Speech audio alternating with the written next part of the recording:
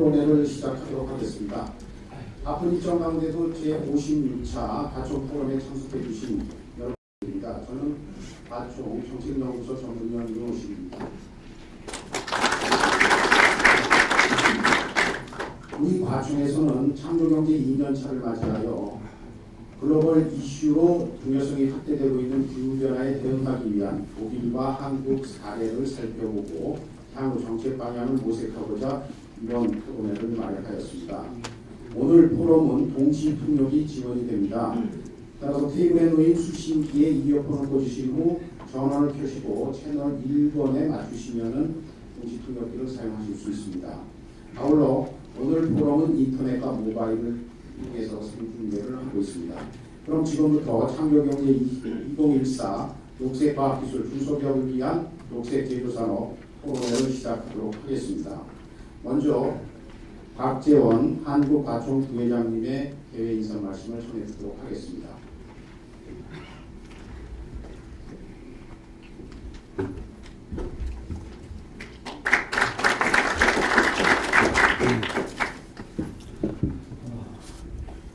반갑습니다. 오늘 그 과총 포럼은 여기 타이틀에서 보시다시피 환경 생태계와 산업 생태계를 과학기술 기반 위에서 어떻게 잘 융합하고 접목해서 창조 경제를 선도해 나갈 수 있을까?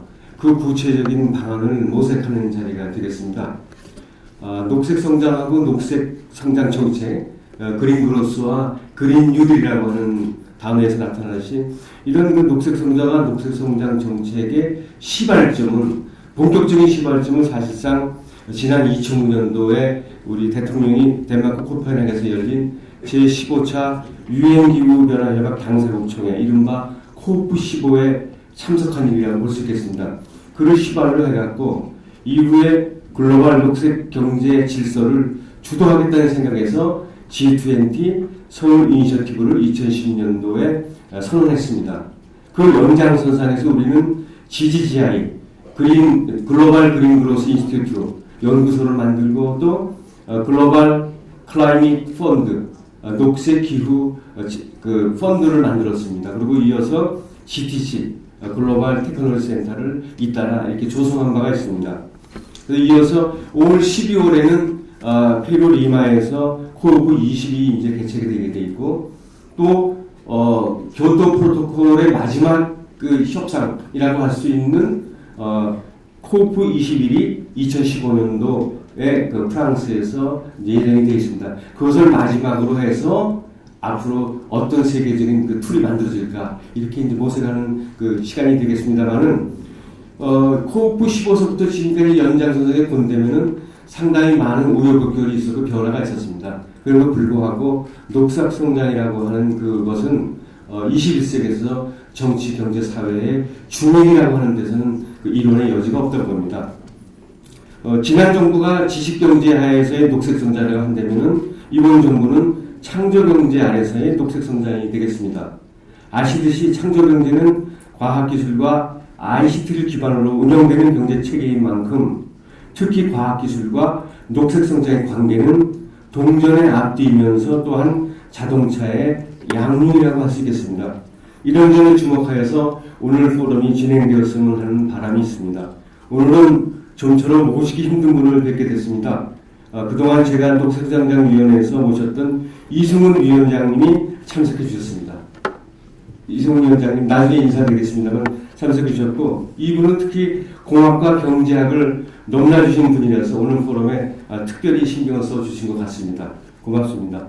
또 녹색 성장과 녹색 기술의 중심 국가로서 유럽의 에너지 디마크라시, 에너지 민주주의를 선도하고 있는 독일의 환경 전문 연구기관인 부퍼탈 연구소의 만프레드 피셔틱 박사께서 나와주셔서 오늘 우리에게 건설적인 메시지를 주실 겁니다. 또 발표자이신 김정인 중앙대 교수님, 이장재 과총 정책연구소장님과 토론의 좌장을 맡아주신 이재규 카이스트 교수님, 그리고 성창모 녹색기술센터 소장님, 이지순 서울대 교수님, 강용현 한국생산기술연구원 실장님, 또 이강인 한국지질자원연구원의 전문연구원님께도 감사드립니다. 아무쪼록 보람찬 포럼이 되어서 오늘 지적되고 제안된 여러 내용들이 요로요로에 잘 전달되어서 녹색기술과 녹색산업이 창조경제 동력이면서 향도 역할을 할 수 있길 기원합니다. 감사합니다. 네, 감사합니다. 이어서 녹색성장위원회 이승훈 위원장님의 축사를 드리도록 하겠습니다.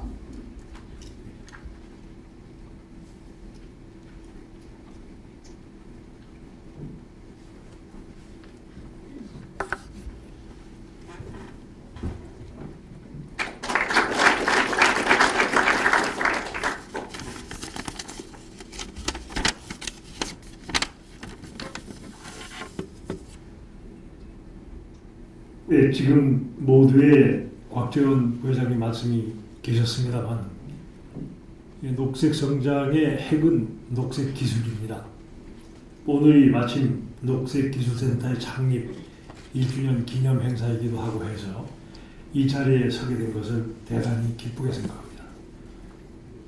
우리 모두 다 잘 알고 있는 일이지만은 지구온난화는 기상이변의 재앙을 불러오고 있습니다. 지금 작금의 동해안의 이례적인 폭설도 전례에 있었던 거 아닙니다. 그리고 얼마 전에 있었던 필리핀의 전례 없는 규모의 대참사를 부른 태풍 사태, 그리고 북미 대륙을 강타한 한파, 이런 것들이 지구온난화의 재앙이 이제 더 이상 미래의 일이 아니라 현재의 일이다라는 것을 알려주고 있습니다.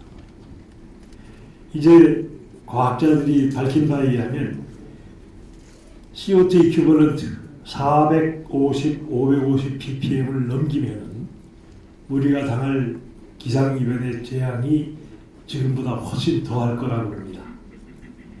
매년 세계 GDP의 5% 이상을 지금 이 상태로 가면은 잃어버릴 수밖에 없다고 그럽니다. 세계 경제 성장률이 3, 4%인 것을 감안하면은 기존의 성장 방식으로는 이게 성장으로 얻는 것보다 기상이변으로, 지구온난화가 불러온 기상이변으로 잃는 것이 더 많은 이런 상태가 되어 있습니다. 이 손실은 사람에 따라서 평가가 다릅니다만은 세계대전이 파괴시킨 효과와 같다. 전 세계를 타격하는 경제 대공황이 불러오는 손실과 같다고 그럽니다. 이제 GDP 1%를 하루빨리 이 재앙을 막는 데 투입하지 않으면 우리는 더 큰 재앙을 기다릴 수밖에 없는 이런 형편이 되어 있습니다. 그동안의 에너지를 마음대로 쓰고 온실가스 배출에 대해서 전혀 신경을 안 쓰던 이런 식의 성장은 이제 더 이상 가능하지 않습니다.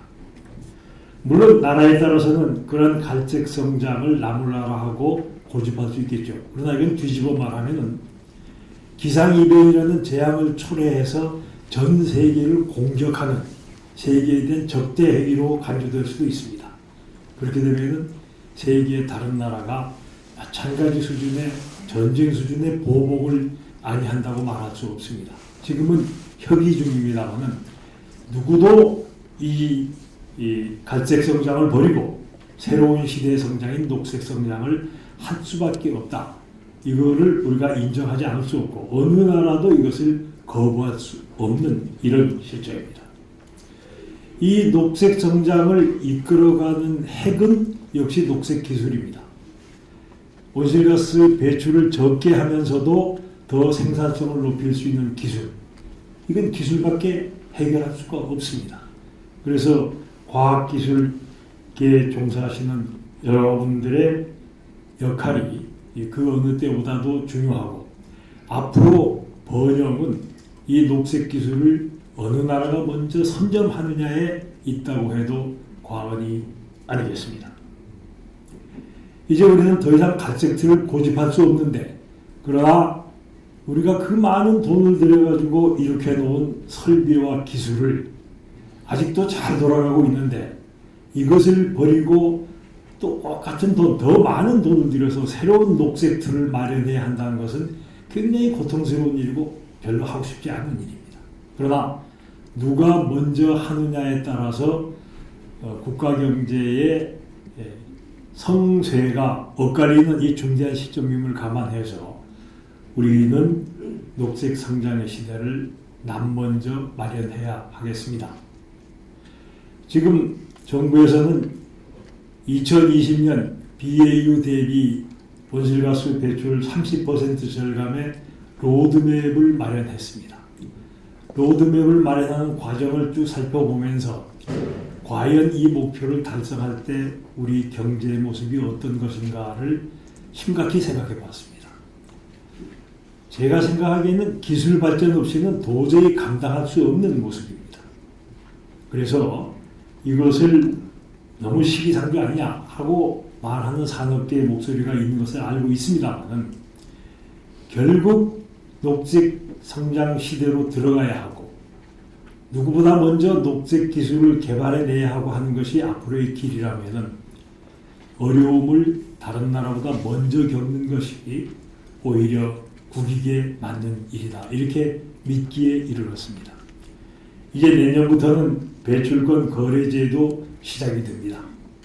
아마 본격적으로 진행이 되면 한국 경제는 갈색에서 녹색으로 환골 탈퇴의 길을 겪을 것입니다. 오늘 모이신 여러분들께서 우리나라 경제의 녹색 방향으로 나아가는 이런 거대한 역사적 일보를 잘 이끌어가 주시기 바라는 마음 간절합니다. 거듭 우리 녹색기술센터의 창립 1주년을 축하드리고 오늘의 이 모임 창조경제 2014 녹색기술이야말로 아무도 과거에 관심 쓰지 않았던 기술이기 때문에 창조를 통하지 않고서는 녹색기술을 이뤄낼 수 없습니다. 마침 우리 정부의 국정지표와 우리 앞에 놓인 과업이 절묘하게 맞아 떨어지는 것 같아서 우리 녹색성장, 녹색기술 개발의 앞날이 아주 좋아 보입니다. 굉장히 기쁩니다. 대단히 고맙습니다. 감사합니다. 오늘 귀한 걸음을 해주신 최영복 전 과기처 장관님, 전 가정 회장님을 소개해드리도록 하겠습니다. 최영복 장관님 참석을 해주셔서 감사합니다. 오늘 진행에 앞서 먼저 토론회 일정에 대해서 잠시 안내 말씀을 드리겠습니다. 잠시 후부터 만프레드 키셰릭 교수님께서는 40분간 주제 발표를 해주시고요. 이장재 가총연구소장님, 김정인 중앙대 교수님은 25분씩, 그래서 총 1시간 30분 동안 주제 발표를 하고 패널 토론 및 종합 토론을 그래서 한 50분에서 1시간 정도 그렇게 진행을 하면은 5시간 50분 정도 되면 마무리가 될 것 같습니다. 그럼 오늘 첫 번째 발표를 해주실 만프레드 키셰릭 교수님의 양력을 제가 간략히 소개해드리도록 하겠습니다. 만프레드 교수님은 독일 도르트문트 대학에서 화학공학을 전공한 후 독일 스투트가르트 대학에서 에너지 테크놀로지 전공으로 93년도에 박사학위를 받았습니다. 이후에 93년부터 북버탈 연구소의 연구원으로 재직하면서 2003년부터 북버탈 연구소 미래에너지 및 모빌리티 스트럭처 연구 1그룹 디렉터를 하시고 2006년부터는 북버탈 연구소의 부원장으로 근무를 하고 계십니다. 그리고 또한 2008년부터 북버탈 대학교 슌페터 경제경영대학 교수로도 재직을 하고 계십니다. 독일의 녹색 기술과 산업에 대한 만프레드 교수님의 발표를 듣도록 하겠습니다.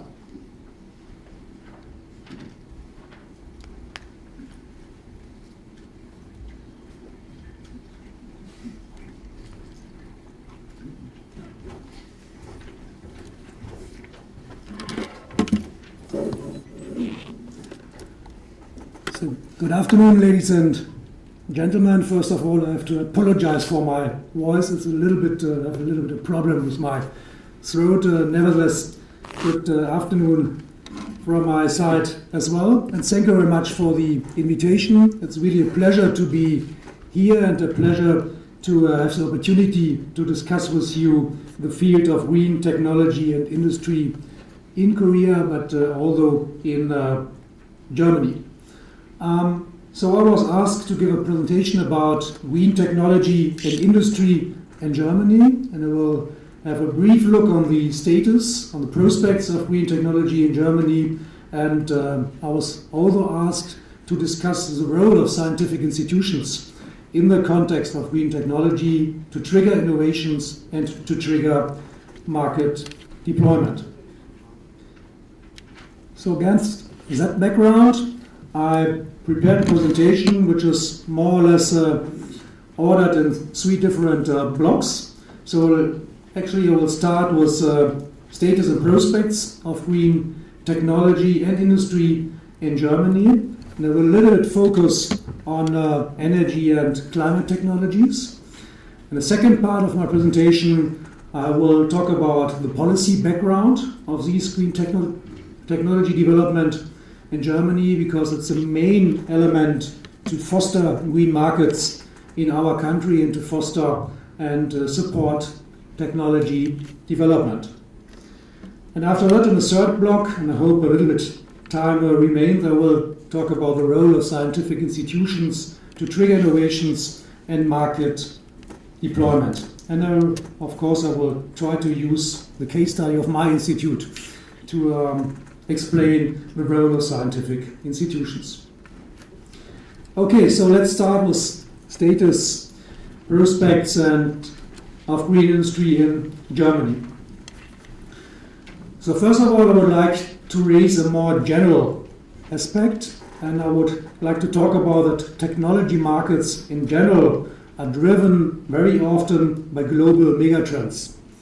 And what are these megatrends? Of course, it's a demographic development, quite different from each country. Urbanization is a very important megatrend. Globalization is an upcoming trend. The new opportunities and new options we have via using information and communication technologies is, of course, a megatrend. And then we have at least 2 megatrends very much related to green technologies and green industries. It's the scarcity of resources and, of course, climate change and further what we call planetary boundaries. The loss of biodiversity, air pollution, and many other problems we have nowadays in cities and countries. So in particular, these 2 megatrends are very much related to green technologies and are the basis for the future market development of these technologies. Looking a bit more in detail into the situation in Germany, we can say that at the moment we distinguish between 6 green technology lead markets. First of all, it's environmental friendly power generation and storage technology. It's one typical green technology lead market. We have the second one, which is the energy efficiency technology market. We have material efficiency as the third lead market. Waste management and recycling as the fourth one. Sustainable mobility, it's a really an upcoming and growing lead market. And last but not least, sustainable water management. And there's one common characteristic of these lead markets, and that is, of course, that in all areas we expect significant market growth in the future. On average, we expect a market growth by around about a bit more than 10% per year, and that's in comparison to the average development of the GDP in Germany, quite a high number. So these are growing markets, and in that context, very important markets for a country like Germany.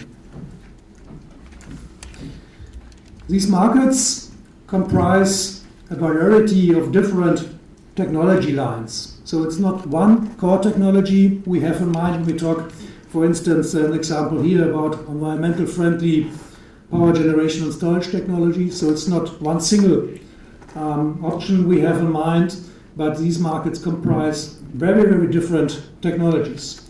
You see here, for instance, in the example of environmental friendly power generation options, of course, many options from the renewables, wind energy, biomass, photovoltaics, and so on. You see eco-friendly fossil-fired power plants, and last but not least, you see storage technologies, and that means that we do not have only the producing technologies in mind, but also what we call the enabling technologies, additional components which really help to further deploy renewable energies, for instance, are also very important, and we embed these technologies into the green markets because they have a very high meaning and they are part of future growing markets. There's another very general aspect, and which is really important for a country like Germany, that these green technologies, these green markets, are very often related to specific challenges. And let me use the example of material efficiency to explain that. What is the current situation in Germany? So the current situation is that materials on average account for 45% of the costs in German manufacturing sector. So the share of material cost is much higher than the share of labor cost. For instance, and much higher than the share of energy costs. So material costs are really, really important for the producing industry companies. And we have a situation where we very often see rising and normally highly volatile prices, and that lead, of course, to a high vulnerability of production facilities. And if you go to the companies and ask them, then you will get the finding that 85% of the German entrepreneurs report a moderate or even dramatic rise in material costs over the last 5 years, and nearly all of the companies expect a further rise of rising costs in the future. And Germany and South Korea as well is dependent on imports, and so we import nearly 2/3 of the materials from other countries, and that's of course again a vulnerable situation for the country. What can we do? We can try to use material efficiency technologies to reduce the vulnerability, because to be more efficient in the use of raw materials, that would lead to lower costs. Normally, that would decrease dependency on imports, that would decrease in general the vulnerability to rising and volatile prices, and very often results in higher competitiveness of the production companies, and in parallel would have the option to secure jobs. So that's the reason why material efficiency is one example, is one of the upcoming green technologies in Germany. So if we look in the green technology market in Germany, we can find some, or we can specify a couple of theses in that specific market. And let me give you some of these theses. First of all, we can say that the German green technology providers have a very good standing on the global market so far. Their global market shares at the moment around about 15%, and that for a single country really speaks for itself. So environmental technology currently accounts for 11% of Germany's GDP. That's again a very high number, only these environmental technologies. And the expectation is that by 2025, the figure will probably be 15%. And that again shows you that we talk about a future, a growing market in the future. In 2011, we have these 6 lead markets, and they account already for 1.4 million jobs in Germany. And here the expectation for the next 10 years is that we might be able to create again round about 1 million additional jobs in the specific fields of these 6 lead markets. So it is already a very, very important part of the German economy, and the expectation is that in the future these meaning will grow. So what we learned from the past as well is that environmental technology and resource efficiency is a typical cross-sector industry. So many companies that started out in traditional branches of industry in the past such as electrical, mechanical, and automotive engineering, have gradually, and that could be learned from the past, diversified their way into the green technology area.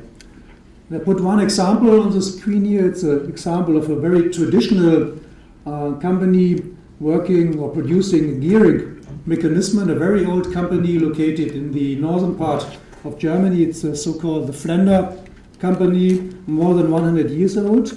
And this company decided already in the 1980s to invest in specific technologies for wind energy. And now they are the world market leader for gearing mechanism, which can be used in windmills. So a typical example for a company which decided very early to go into new markets and to use the traditional competences for these new markets. So a typical success story for a traditional company. And the other finding is that the majority of players in Germany's environmental technology and resource efficiency industry are small and medium-sized companies. So not only the big, the huge companies, but here we have the chance that even smaller, medium-sized enterprises have the chance to invest into the market and to be part of the market. Another finding from the past was that our expectations we had a couple of years ago have been overshot by the real development. So expectation, for instance, in 2007 for the market growth in the period 2007 to 2010 was a market growth around about 6%. In reality, the market grew around about 12% per year. So very often the market development overshoots the expectations in several fields in the green growth area. And as mentioned before, for the next couple of years, we expect a further increase of the market by around about a bit more than 10% per year. And you see at the left-hand side of the slide this 10% for the clean technology, the green technology market. And in comparison, you see our expectations for traditional market fields at the right-hand side. And I think the outcome is quite clear that the green technology market is expected to grow really faster than other very traditional German market fields.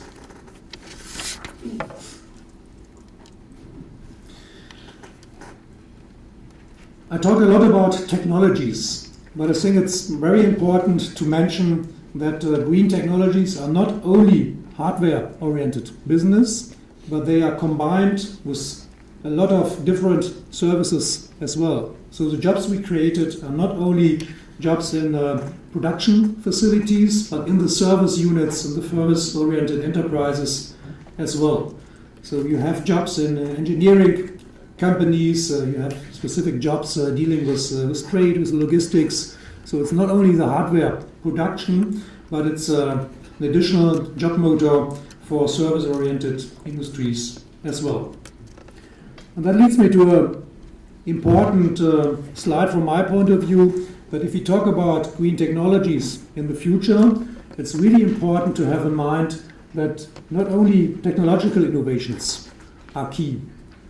For the market development, for market deployment of new technologies, it's also very important to have infrastructure innovations and to have social innovations and to combine them in something which we call system innovations. So you need new technologies, but you have to embed these technologies in the overall system. In that context, you need new infrastructures and you need smart ideas for new business opportunities, for instance, for participation models or for new social practices or institutional settings. So that's very important if you want to be successful in the future. Try to embed technologies in a broader context and try to combine them with infrastructural innovations and social innovations. The second part of my presentation is about the role of policy in the context of future development of green technologies in Germany or in general as well. Let me start with this a bit complex diagram, but it shows the meaning of different policy arenas. So, think with regard to policy interventions, we have to consider that there is, first of all, a technology cycle, left-hand side, and a market cycle as well. And both cycles can be influenced, can be triggered by specific policies. Research and development and demonstration policies is one typical options to trigger new innovations and to foster development of new innovations. But on the other hand, more holistic policy approaches are an option as well. In the German context, for instance, the climate and energy policy is really a policy approach which is triggering and fostering market development of specific green technology markets. I will give you in a minute specific examples for that thesis. In addition, we know from the past that innovations can be triggered by ambitious visions and goals as well. And I already showed this picture this morning during my presentation, but nevertheless it's an important figure from my point of view because it shows a very early vision of the former Chancellor of Germany, Willy Brandt, who already came out with the visions in the early 1960s that he wanted to see blue sky again in the rural area of Germany. The rural area of Germany, for those of you who are not very familiar with the German landscape, the so-called energy and industry part of Germany, and that was heavily polluted in a couple of decades ago. Grey or brown sky was typical for this time, and his vision was, let's try to make the sky blue again in the rural area. And if you now visit cities like Dortmund, like Essen, or our innovation city in Bottrop, which is part of the Ruhr Valley, you will see very often blue sky. So this vision was really able to be fulfilled and achieved. And the vision was a very, very early starting point for green markets in Germany, for green technologies in Germany, mainly with regard to air pollution technologies. Nowadays we have a new vision in Germany which we call Energiewende. It's a German expression, but in many countries already people know what Energiewende is. It's a kind of energy transformation process, and this new vision, I will go into details in a second, has a potential to trigger clean technology innovations and market development again, and similar to the old vision of Willy Brandt in the 1960s. So what is the goal of the Energiewende? So we have two main targets in the context of the Energiewende. First of all, there was a decision of the German government after the Fukushima nuclear power plant accidents, which happened 2011 in Japan, to phase out nuclear energy in Germany and to make it in a step-by-step approach. So the decision was that the last nuclear power plant should stop operation in 2022, so roundabout in 8 years from now. The second major target of this Energiewende, the energy transformation pathway, is to reduce greenhouse gas emissions in an ambitious amount. So the goal is to reduce greenhouse gas emissions by around about 80% by the middle of the century. And that's the second main goal, which is in line with the overall European goal. To achieve these two goals, the German government defined some milestones, and all of these milestones are also very ambitious. Let me give you two examples. So one example for these milestones is that the expectation or the goal of the German government is to reduce energy consumption, primary energy consumption, by the middle of the century by a bit more than 50% within the next 3.5 decades, and I think that's really an ambitious target to reduce primary energy consumption by 50% in 36 years. And the second ambitious target which I would like to mention is that we will try to completely change the electricity system.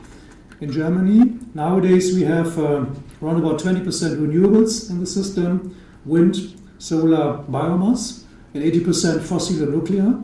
And the goal of the government is to change the system and to have at least an 80% share of renewables in the electricity system by 2050. So a completely change of a very time-constant system and infrastructure. And to be able to do that, of course, policies are relevant and policies are necessary. And we do not start from the scratch. In Germany, we have a couple of experience with successful policy instruments over the last years. And here you see at the diagram the development of electricity generation based on renewables in Germany, starting from 1990 until 2012. And you see that in particular the blue part of the diagram and the green and the yellow part increased significantly over the last couple of years. So that's the wind energy, that's the solar energy based electricity generation, and last but not least the biomass based electricity generation. And this increase was of course triggered by substantial policy instruments, in this case by the Renewable Energy Law. And these kind of policies are also in the future necessary to be able to achieve these ambitious goals of the Energiewende. Within this process, it was already possible in the last decades to build up a significant market. At the moment, we have on average investments in renewables for around about 20 billion euro a year. And in addition, we have an additional amount of money which is spent for maintaining and servicing the existing technologies. We have on the other hand the learning and the experience that this growing market really set impulses for innovations. And you see here the development of patent applications in the renewable energy sector over the last couple of years in Germany, and in all areas you see that we have increasing amount of patent applications in Germany. So again, market deployment triggers innovation, and so it's a kind of self-dynamic effect. And last but not least, we have a strong increase of jobs in this area. At the moment, around about 380,000 people are working in the field of renewables. So my second example, from a policy point of view, is the resource efficiency part of the green market. And here in Germany, we try to foster these technologies with specific policies as well. So the main instrument in that context is called the German Resource Efficiency Program, Progress. That's the name of this program.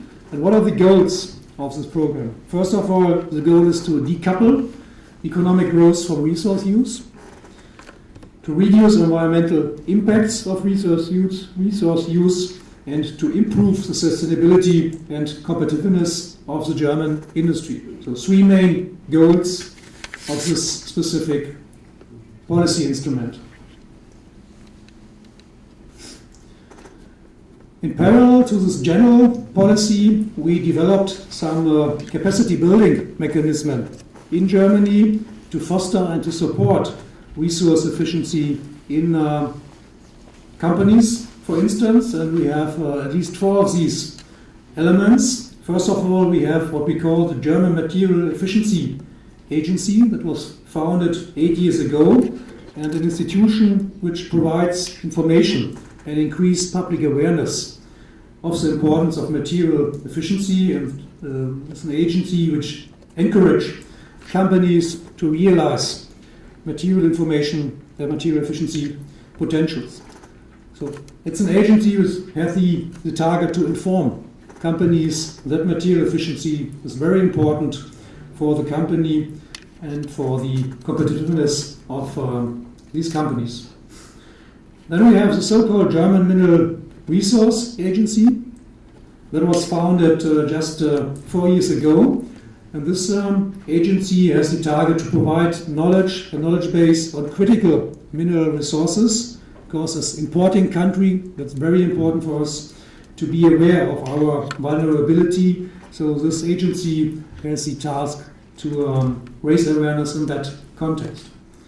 Then we have a so-called Center for Resource Efficiency. That's mainly a triggering element for innovations that tries to bring together companies with scientific organizations and to help them to come out with new innovative ideas.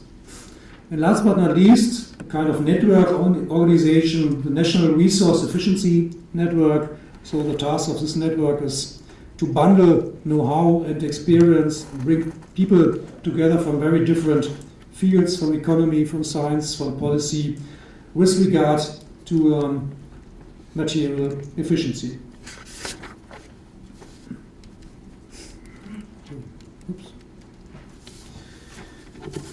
So in the third part of my presentation, let me focus on the role of scientific institutions, like my home institution, the Wuppertal Institute.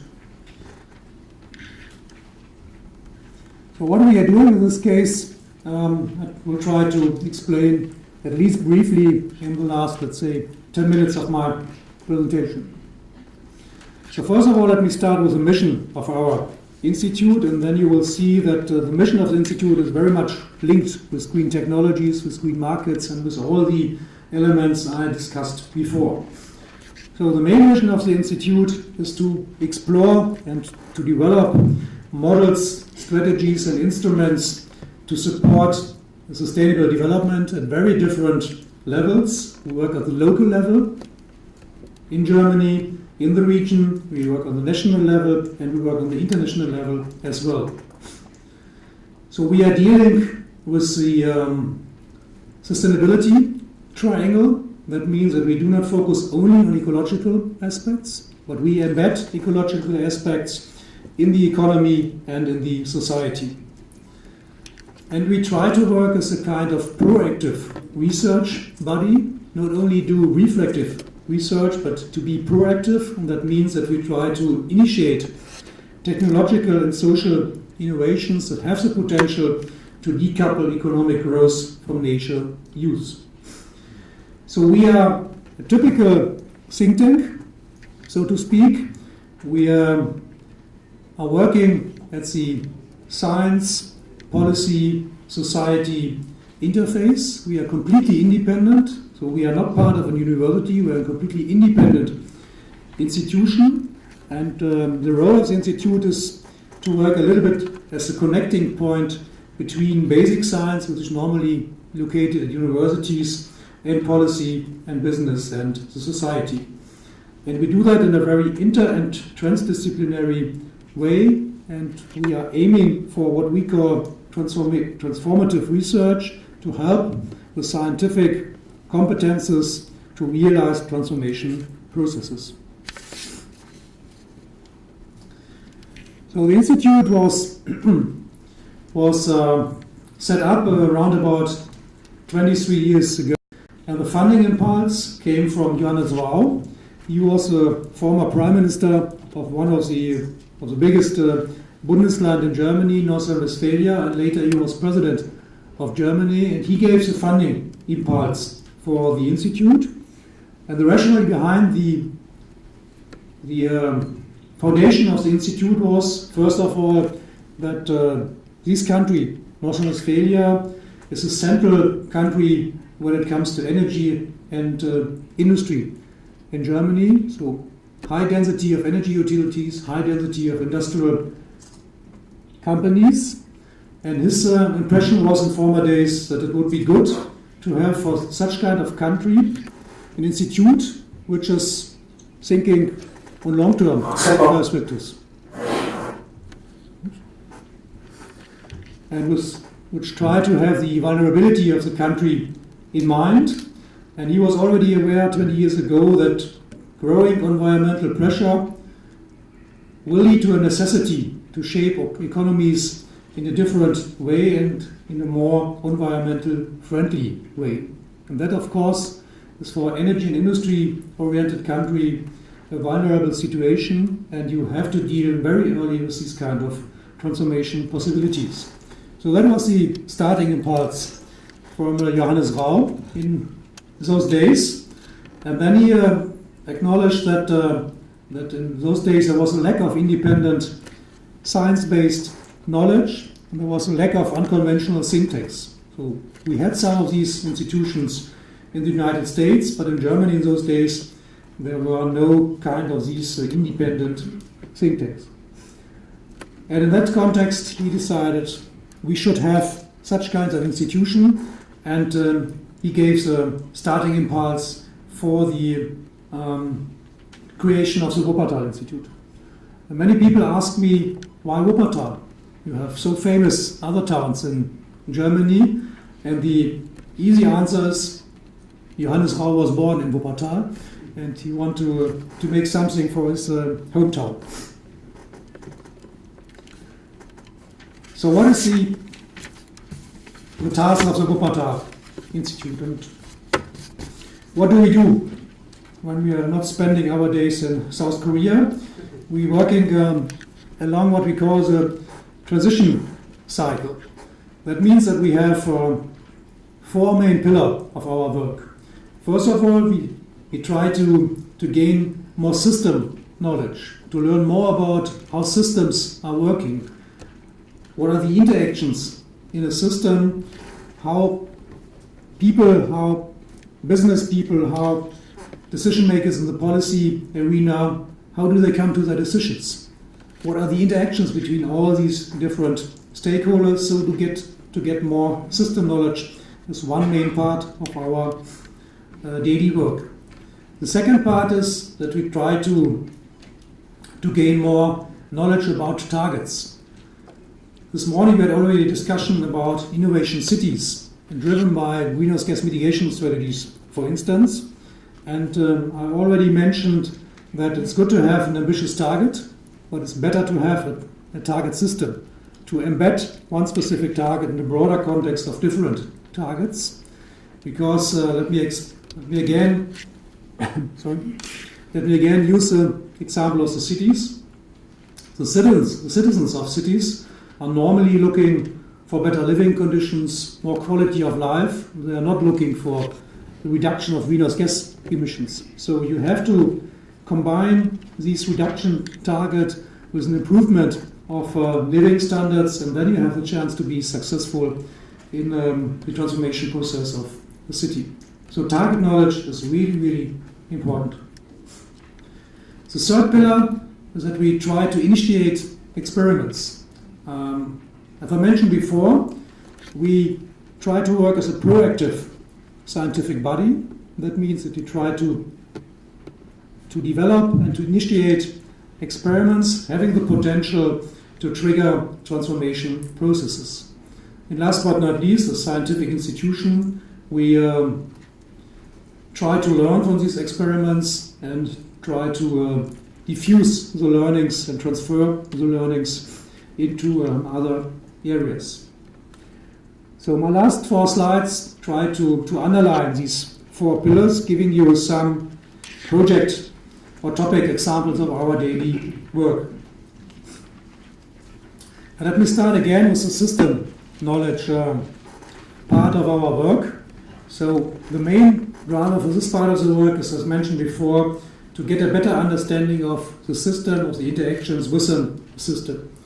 In that context, for instance, we pay attention on the so-called socio-industrial metabolism. We try to figure out what are specific material flows, what are specific land use patterns we have in a country like Germany on the global scale or along the product chain, which kind of material flows we exchange across borders, and what kind of material flows are connected to specific products we use in Germany. And then we try to assess the impact of these material flows and try to identify corresponding environmental problems. So a typical part of our daily work just to specify, to identify what are the main problems and what are the impacts of our doing on our consumption behavior in present but in future as well. In the second part, in the target knowledge part, we try to not only to talk about targets, but to create new visions, being able to achieve specific targets.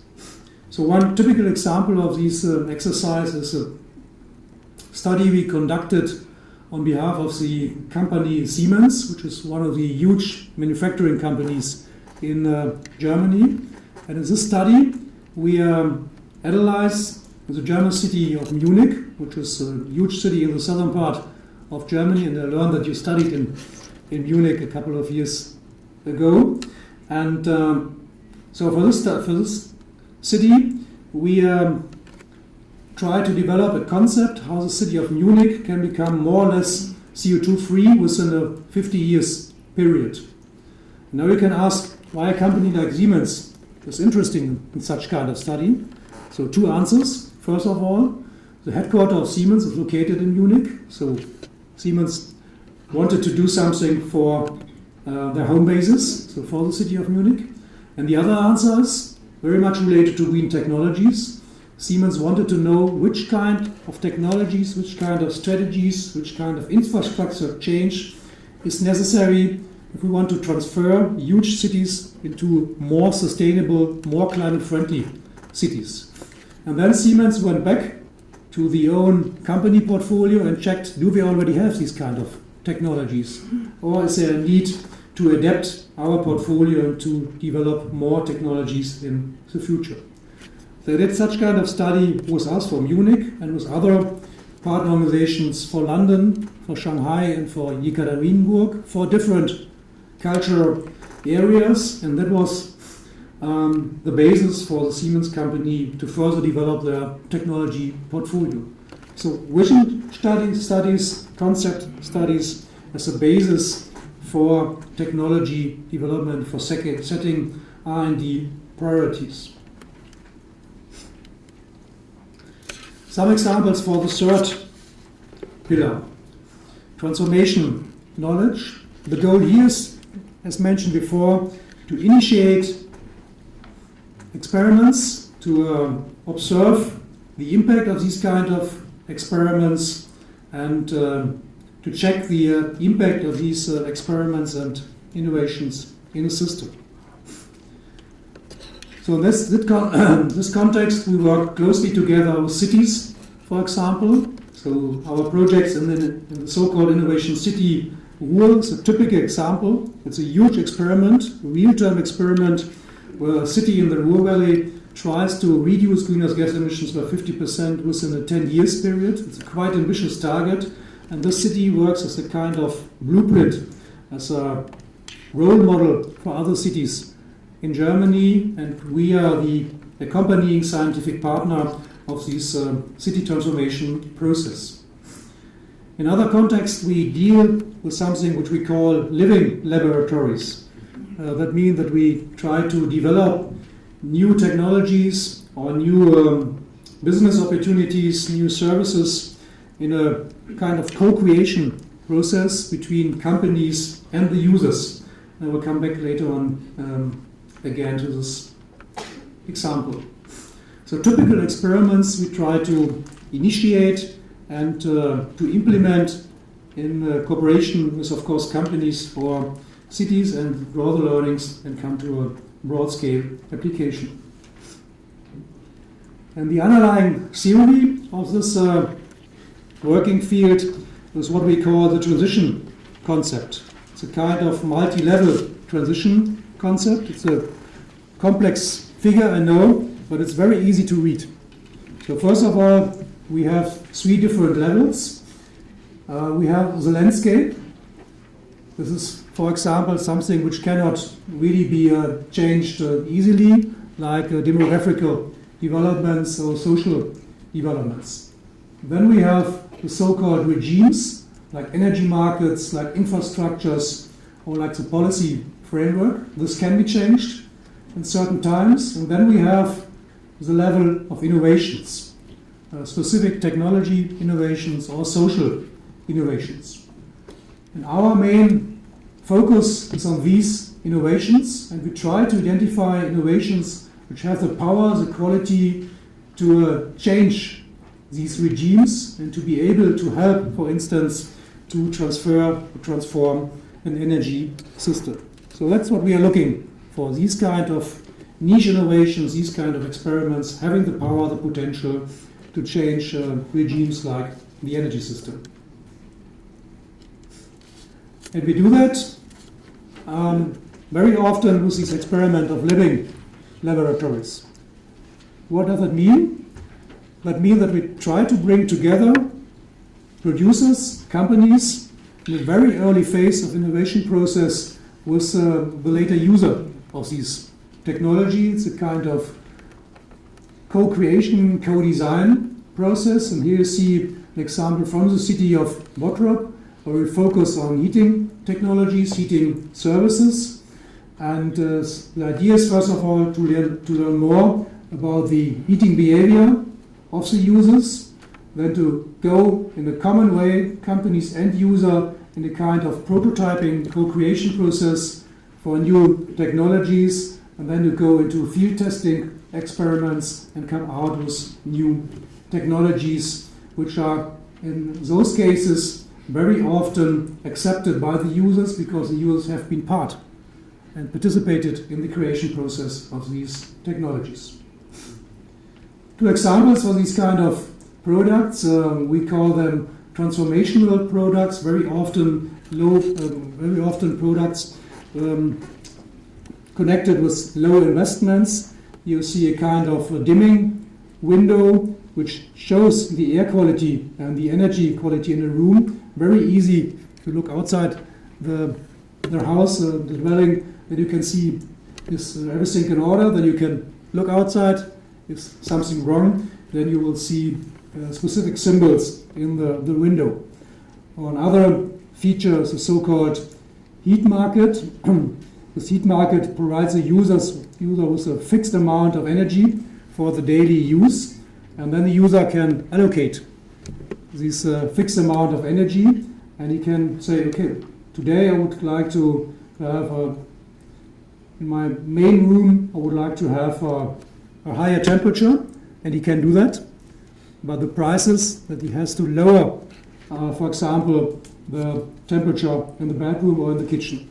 So a typical example where the user can play with his behavior, and it's a low cost, low investment feature which helps the user to get a better understanding of his energy behavior and help him to change his behavior.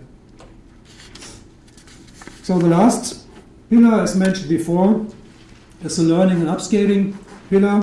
Of course, we use these kind of innovations and experiments to learn what is successful, what is less successful, and then we try to upscale these experiments and these findings on a broader scale.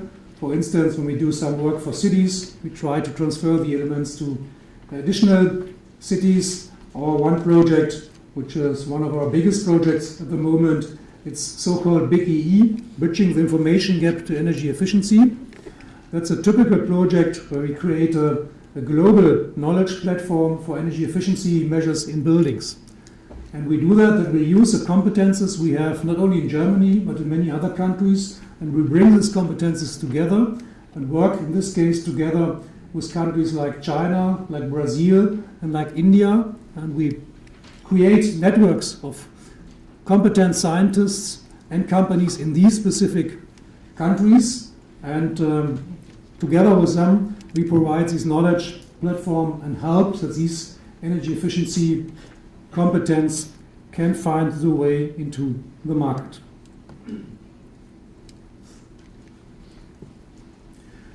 To sum up, again, you see here the transition cycle. So we spend work on system knowledge, on target knowledge, and on what we call transformation knowledge.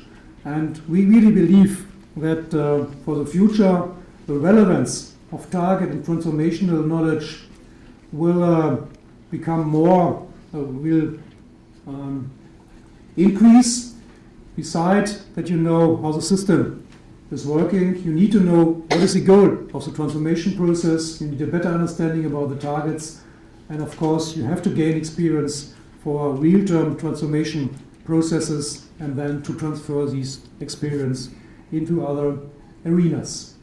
So that means for scientific institutions, as our institute, it's a changing role. It's not only a reflective role of scientific institutions, it's a more proactive role. You have to deal with experiments, you have to trigger innovations, and you have to help to implement these innovations in specific areas and then to learn from these innovations. And that's something which we call the experimental turn of science, to use competences from the science community to trigger real-term transformation processes. In the institute, we cannot do that in all different fields, so we have specific foci. First of all, we have a focus on cities, that was already mentioned. And secondly, we have a focus on industries, mainly on the energy industry and the chemical industry. So 3 different focus areas, so to speak. And in these focus areas, we try our best to help that real transformation processes can be realized and can be successfully achieved. Thank you very much for your attention.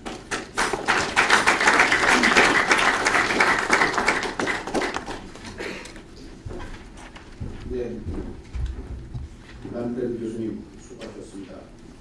다음은 두 번째 발표하신 이장재 한국과정기술연구소 정책연구소장님 소개를 잠깐 드리겠습니다. 이장재 소장님은 한국과학기술기획평가원 선임연구본부장을 역임하시고 2013년부터 이 가정부서 정책연구소장으로 재직하고 계십니다. 창조경제와 녹색기술 전략 방향에 대한 이장재 소장님의 발표를 듣도록 하겠습니다.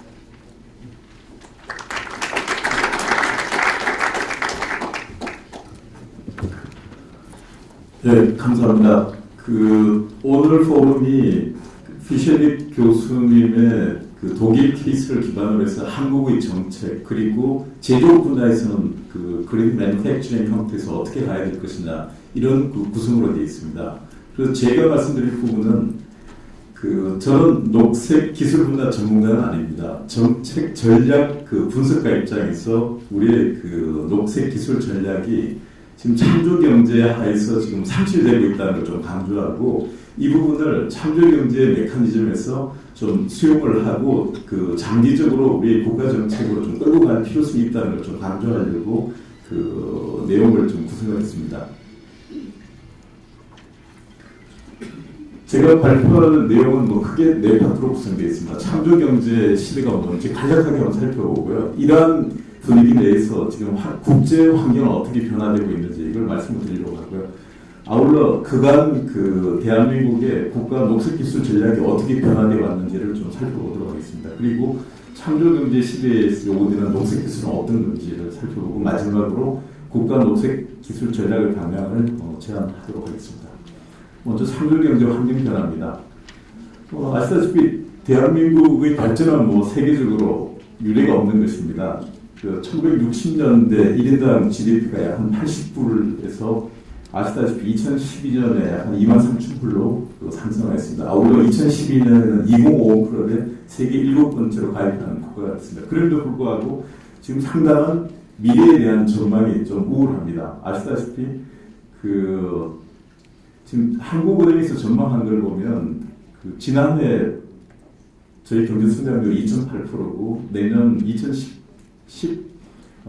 4년 전망이나 올해 2014년 전망이 한 3.8%를 보고 있습니다. 아울러 최근 6년간 경제 성장률을 보면 대체로 한 2.8%가 나타나고 있습니다. 이건 글로벌 경제 위기로 인해서 나타나고 있고요. 아울러 아세안 국가들을 비추어봐도 대한민국의 좀 성장률은 거의 꼴찌에 가까운 지금 상황에 와 있습니다. 이건 결국 생산성의 노동과 자본의 생산성이 지금 뒤떨어지고 있다는 부분이고요. 이를 통해서 새로운 어떤 성장 동력을 창출해야 될 그런 시기에서 바로 창조경제가 출현됐다고 말씀드릴 수가 있을 것 같습니다. 방금 말씀드렸듯이 뭐 저출산 고령화 이건 노동력 문제죠. 그리고 성장 동력 부재, 일자리 문제가 좀 심화되다 보니까 이것을 어떠한 그 동의를 통해서 대한민국의 새로운 성장 동력과 시장 일자리를 창출해 나갈 것이냐 이런 고민하에서 그 창출된 부분이고 여기에서 바로 그 창조 경제가 상상력, 창의력, 과학 기술을 통해서 그 창조 산업을 가져가고 이를 통해서 궁극적으로 그 인적 자원하고 과학기술 중심의 경제 체질의 질적 향상을 가져가겠다는 겁니다. 그리고 장기적으로는 바로 그 고용률 향상을 고려하는 승도를 가겠다는 게 바로 창조 경제의 핵심이라고 말씀드릴 수가 있습니다. 뭐 이 표를 보시면 잘 아시겠습니다만은 대체로 대한민국의 성장 그 패러다임 변화는 90년대에는 산업 경제로 이루어져 왔고 2000년대 이후는 지식 경제라고 얘기를 합니다. 바로 지난 정부에서는 그 로 카본 그린 그로스 정책을 폈죠. 그런데 저는 이 앞에서 말씀드렸습니다만 과연 이 녹색 성장이 어디로 갔느냐? 저는 이게 지금 창조 경제하에서 녹색 성장이 상실됐다고 말씀드린 게 바로 이 부분입니다. 물론 그 2020년까지 그 CO2 배출량을 그 추정치 한 30% 절감하겠다는 목표나 기후변화 대응에 대한 국가적 노력은 이루어지고 있는 건 사실입니다. 그렇지만 과연 창조 경제 맥락 하에서 이런 그 녹색 기술 전략을 어떻게 가져가야 될 것인지 이 부분이 지금 빠져 있다는 겁니다. 이걸 저는 좀 강조하려고 하고 있고요. 한번 보십시오. 여기 보시면 그 국민 행복 바로 그 경제와 삶의 질, 이 바로 녹색 기술입니다. 삶의 질도 녹색 기술이고 많은 부분에서 새로운 그 뭐 과학기술, 지식재산 이게 녹색 부분에서 나타날 수 있는 부분인데 왜 이 부분에 지금 빠져 있느냐 이걸 좀 설명을 드리고 앞으로 어떻게 해야 될 것인지 좀 말씀을 드리고자 합니다. 이 그래프는 아마 잘 아실 것 같습니다. 모든 분이 그 기후변화 국가 간 패널 쪽에서 나타난 그 IPCC가 그 다중 회계 모형을 통해서 그 CO2 배출량과 기후변화가 어떻게 갈 것인지 시나리오를 구성한 부분입니다. 여기 있는 그 대표 그 농도 경로가 시나리오가 한 4개 정도 구성되어 있습니다. RCP 2.6에서부터 RCP 8.5까지 이게 2.6의 경우는 그 가장 절감하는 CO2 배출을 절감하는 부분을 얘기하고 그 RCP 8.5는 지금 상태로 내버려둔 경우입니다. 지금 상태로 내버려두면 2100년경에는 최고 그 지구 온도가 약 한 4.8도, 평균 3.7도 정도 상승하는 결과로 나타나고 있습니다. 그리고 가장 그 CO2 배출량을 줄이는 경우가 어떻게 나타나냐면 대체로 한 1.7도, 그리고 평균 1도 정도 상승하는 지금 시나리오로 나타나고 있습니다. 과연 이 부분을 우리가 창조 경제를 어떻게 그 통해서 이 부분을 어떻게 해결할 것인가 이 고민을 아울러 해야 될 것 같고요. 이건 바로 생태 발자국입니다. 아시다시피 경제 활동에 소요되는 자원을 토지 면적으로 환산한 부분입니다. 그래서 이 분야의 전문가분들에 의하면 1970년에 벌써 생태 발자국이 1을 넘어갔습니다. 지구는 지금 지구 그 전체가 수용할 수 있는 이상의 자원을 활용하고 있다는 걸 의미하고 있습니다. 2008년 현재 약 한 지구 전체 1.5배입니다. 지구 1.5배 되는 부분들이 지금 자원으로 활용되고 있다는 어떻게 보면 좀 어려운 상황이고요. 이게 지속화되면 2050년 경우 지구 한 3개 정도의 면적이 필요한 어떤 면에서 암울한 지금 미래가 지금 다가올 예정입니다. 결국 이를 줄여서 2050년까지 거의 지구 생태계가 허용할 수 있는 범위 내로 가져갈 수 있는 게 굉장히 중요한 이 인플리케이션이라고 말씀드릴 수가 있고 대한민국 경우도 보면 보시면 아시겠지만 3에서 5 정도가 3.9 글로벌 헥타르를 지금 기록하고 있습니다. 대한민국도 어떤 면에서는 많은 부분 생태계가 허용하는 이상의 지금 그 자원을 소유하고 있는 그런 경제 현상을 나타내고 있습니다. 이러한 CO2 배출과 글로벌 기후 변화에 따라서 다양한 국제 활동이 이루어지고 있습니다. 글로벌 협력으로 다 아시겠습니다만은 유엔 환경 계획이 1973년 설립이 됐고 아울러 환경과 개발에 관한 세계 위원회가 1982년 그리고 유엔 환경 개발 회의가 1989년도 설립이 됐습니다. 그리고 유엔 환경 개발 회의가 리오 선언을 1992년도에 선언을 하면서 아젠다 21에서 기후변화 협약이라든지 생물 다양성 협약 등을 체결한 바가 있고요. 이 흐름을 보시면 아시겠지만 점점 기후 변화에 대한 대응에서 이제는 녹색 경제, 즉 그 유엔 환경 계획에서 2008년도 드디어 녹색 경제 이니시에이티브를 추진하는 이런 그 흐름을 나타내고 있습니다. 그리고 2012년에 이루어졌던 그 리오 그 20 정상회의 때는 지속 가능한 개발과 빈곤 대출을 위한 녹색 경제 문제와 지속 가능 개발을 위한 체제 수립과 관련된 논의가 좀 이루어졌고요. 또 여러분 다 아시다시피 그 GGGI와 바로 그 GCF 그 녹색 기후 기금이 대한민국에 2012년에 2013년에 설립된 바 있습니다. 이런 그 지구 환경 문제와 관련된 글로벌 협력이 지금 촉진되고 있는 상황에서 우리는 창조 경제라는 맥락에서 이런 부분을 상실하고 지속적으로 그 고용 창출이라든지 경제 성장으로 가야 될 것이냐, 저는 이게 굉장히 심각한 문제라고 생각됩니다.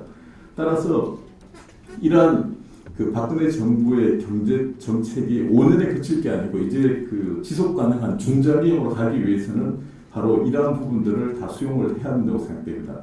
그 글로벌 녹색과 관련되는 여러 가지 그 동향이라든지 대한민국의 그 GGGI와 GCF 그 수립된 부분을 어떻게 활용할 것이냐, 아울러 대한민국의 기후변화 관련된 지금 그 대한민국의 목표 이런 부분이 좀 수용에 대해서 창조경제에 녹아나고 이를 통해서 지속 가능한 지금 개발을 추진하는 노력이 필요하지 않을까 생각이 듭니다. 여기서 제가 제안한 건 크게 4가지 정도입니다.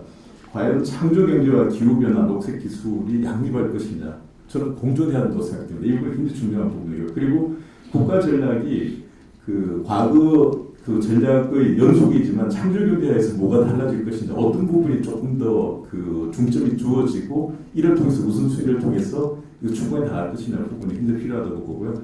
아울러 창조경제 시대의 지속 가능성을 위해서는 결국 이러한 부분들을 좀 적극적으로 수용해야 되지 않을까 좀 생각이 듭니다. 그리고 신성장 동력과 일자리 창출에서는 앞에서 그 피시직 교수가 그 제안을 하셨습니다만 실제로 이 녹색 기술과 녹색 산업의 새로운 성장 동력도 일자리 창출에 상당한 기여한다는 부분들을 볼 수가 있습니다. 그리고 그 말씀드렸습니다만은 그 GGGI와 GCF를 어떻게 우리가 창조경제에서 그 같이 그 병행해 나갈 것이냐, 이러한 그 고민을 가지고 저는 그 제안을 하고자 합니다. 국가 녹색기술 전략을 간단히 살펴보도록 하겠습니다. 뭐 배경은 아시다시피 이 그 환경 위기와 자원 위기를 어떻게 해결해 나갈 것이냐가 시작이 됐습니다만 궁극적으로 점점 흘러나오는 부분들은 이제는 녹색 산업을 성장 동력화하고 녹색 경제를 어떻게 그 추구해 나갈 것이냐, 개도국과 선진국이 공존할 것이냐, 이런 문제, 지구 생태계 문제를 해결하고 그 이를 통해서 그 나타난 실제로 개념이 바로 녹색 성장 개념입니다. 여기서 녹색 기술 전략이 지금 따르는 부분이고 이걸 지난 정부 때 상당히 강조해 나왔었습니다. 물론 지난 정부가 해왔던 그 전반적인 그 정책이나 정책 결과에 대해서는 상세한 좀 평가가 필요합니다만은 그 이 큰 흐름에 대한 부분은 우리가 수용해야 되지 않을까 좀 판단을 하고 있습니다. 2008년도에 그 저탄소 녹색 성장을 선언한 이래로 뭐 국무총리 시대 저탄소 녹색 성장 그 추진 전략안이 마련된 이래로 그 2009년도에 녹색성장위원회가 대통령 직속으로 설립된 바 있습니다. 그리고 관계부처 합동 미래 그 기획위원회에서 신성장 동력 비전 발전 전략 이런 쪽이 녹색을 같이 포함해서 진행해온 바 있고요. 아울러 2009년 1월달에 그 일자리 창출을 위한 녹색 뉴딜 사업 등 그 다양한 그 녹색과 관련된 정책들이 진행이 되어 왔습니다. 그리고 2010년에 드디어 저탄소 녹색성장 기본법이 제정이 되었습니다. 그리고 그 이러한 그 관계부처 합동으로 저탄소 녹색성장 기본법 시행에 따른 국가 기후변화 적용 대책이 진행이 됐고 2011년에는 심지어 그 2차 녹색 제품 구매 촉진 기본 계획, 뭐 그린 에너지 전략 로드맵 이런 것들이 지금 진행이 됐습니다. 이러한 정책들이 2012년도에 와서 그 녹색기술센터가 그 설립이 된 이래로 지금 뭐 아시다시피 2013년에 그 녹색성장위원회가 총리 소속으로 대통령 소속의 총리 소속으로 개편되면서 그 이건 그 녹색성장위원회의 바로 그 홈페이지입니다. 지금 보시면 국가전략 내용 보완 중입니다. 지금 그 이 정부가 2013년 그 수립돼 지금 거의 1년이 다 돼갑니다만 아직까지 국가 녹색 전략이 없다는 겁니다. 이 부분에서 저는 이제는 뭐 지난 한 해는 그 창조 경제를 위해서 많은 부분 노력을 했다고 보고 이제는 드디어 이쪽에 좀 눈을 떼야 되지 않을까 이걸 좀 강조하고자 합니다. 그리고 그 녹색 기술 전략과 관련해서 지난 정부가 진행해왔던 비전은 바로 2020년까지 세계 7대, 2050년까지 세계 5대 녹색 강국 진입이고 이를 위한 3대 전략, 10대 정책 방향이 있습니다. 그럼 이걸 이번 정부는 창조 경제의 그 맥락에서 어떻게 해석하고 또 방향을 제시하고 지속 가능성을 추격할 것이냐 이게 뭐 지금 이번 정부의 숙제고 아마 올해 많은 부분 이런 부분에 좀 노력을 해야 되지 않을까 생각이 듭니다. 뭐 보다 구체적으로 나온 그 이 녹색 성장 5개년 계획 핵심 녹색 사업 추진 그 로드맵입니다. 그 기후 변화 대응 및 에너지 자립의 3개 그 사업이 있고 신성장 동력 확충의 4개 사업 그리고 삶의 질 개선과 국가 위상 강화의 3개 사업이 있습니다. 지금 이 부분이 과연 어떻게 지금 모니터링되고 그 지속적으로 이 그 목표가 달성되고 있는지 이 여부에 대한 부분들을 이제 그 점검을 해봐야 되지 않을까. 녹색성장위원회가 이런 부분에서 조금 더 관심을 가지고 진행해야 되지 않을까 생각됩니다. 그러면 참여경제와 녹색 기술이 어떻게 그 진행되고 있는지 말씀드리고자 합니다. 우리의 경우는 녹색 기술 산업 전략 로드맵회가 중점 기술 27개를 발표를 하고 아마 최근에 좀 이 부분을 좀 수정을 가져가고 있는 걸로 알고 있습니다. 그렇지만 실제로 그 OECD에서 나온 자료를 보면 그린 테크놀로지가 과연 우리의 27대 기술과 유사성을 가지느냐 상당히 괴리되는 부분이 있습니다. 뭐 앞에서 비세직 교수께서 그 말씀을 하셨습니다만은 이 머티리얼 사이언스 상당히 많이 들어가는데 우리 쪽은 아마 보시면 아시겠지만 에너지와 환경 중심으로 되어 있습니다. 과연 이렇게 했을 때 지금 우리의 그 산업 또 특히 중소기업 문제를 과연 어떻게 해결해 나갈 것이냐에 있어 조금 어려운 부분이 있지 않을까 좀 생각이 됩니다. 그 부분에서 그 창조 경제 하에서 이런 부분들을 좀 수용해 나가는 노력이 필요하지 않을까 생각이 들고요. 그리고 궁극적으로는 그 이런 창조 경제 그 선도의 경제로 가는 과정에서 그 녹색과 지속 가능성을 통해서 그 녹색 산업과 고용률을 향상해 나가자는 게 제 주장입니다. 그 앞에서 독일 사례에서 많이 나타나 있습니다만은 그 이 부분을 과연 우리 입장에서 어떻게 그 좀 변형할 것이냐 이런 노력이 필요하다 생각되고 큰 그림을 말씀드리면 바로 그 창조 경제 맥락이 개인 기업 정부고 창의적 재산으로 가서 새 시장 창출, 기존 산업 강화, 좋은 일자리 창출, 또 성장 잠재력 확대고 이를 위한 그 생태계 조성입니다. 여기에 녹색 기술과 녹색 자본이 좀 포함이 될 필요성이 있다는 생각이 들고 아울러 녹색 생태계를 통해서 지속 가능 개발 성장 틀 하에서 이제 좀 그 녹색 전략이 수립돼야 되지 않을까 좀 생각이 듭니다. 뭐 이건 그 앞에서 발표된 내용을 제가 좀 일부 인용했었는데 그리고 그 독일의 경우 글로벌 그 시장에서의 환경 기술 시장 비중이 한 15% 상당한 비중을 차지하고 있고 시장 성장률도 그 그린 테크놀로지가 훨씬 높게 나타나고 있는데 이 부분을 좀 수용해야 되지 않을까 생각이 들고 아울러 많은 고용 창출되는 부분들이 바로 이러한 환경 기술과 관련된 혁신적 서비스 사업이라고 좀 판단이 됩니다. 이 부분을 좀 그 수용해서 궁극적으로 어떻게 가야 될지 방향을 제안하도록 하겠습니다. 많은 예시를 들 수가 있습니다만 저는 뭐 한 가지 대표적으로 지적하면 바로 지금 대한민국의 산업 구조의 문제라고 생각됩니다. 바로 이 그 그래프에서 나타나 있습니다만 대한민국의 그 산업 구조는 한마디로 에너지 다소비형 산업 구조입니다. 이 부분을 어떻게 지금 타개해 나갈 것인가 아마 앞으로 지속 가능성과 관련해서 굉장한 그 관심거리가 아닐까 생각이 들고요. 불과 뭐 2년 전입니다. 2012년 OECD가 그 대한민국 공부한 내용을 보면 그 이러한 여러 가지 탄소 그 배출과 관련된 거래제 또 그 탄소세 부과를 통해서 녹색 성장 전략을 시행할 필요가 있다. 녹색 혁신을 촉진시킬 필요가 있다. 이런 그 제안을 한 바 있습니다. 이게 지금 뭐 상철되어 있는 부분이죠. 결국 그 이 부분을 낮추기 위한 노력들을 궁극적으로 장기적으로 좀 잡아 진행해야 되지 않을까 생각이 들고 이를 통해서 좀 전략적인 큰 프레임워크를 제시를 하면 이렇습니다. 결국 단기적으로 지금 창조 경제에서 요구되는 그 고용 창출 그리고 중소기업 육성은 그 경제 효율성 중심으로 녹색 기술이 좀 가야 될 거라고 생각되고 여기에 바로 크리에이티비티하고 그 이미지네이션이 포함이 되고 또 이런 그 생태계 내에서 결국 궁극적으로는 그 환경 문제 또 그 지속 가능성을 추구하는 부분을 그 지향해 나가니까 비중을 높여 나가야 되지 않을까 생각이 듭니다. 이런 전략을 가지고 가는 노력이 필요하다 생각되고요. 이를 위해서 마지막 제가 지금 과제를 제안하고자 합니다.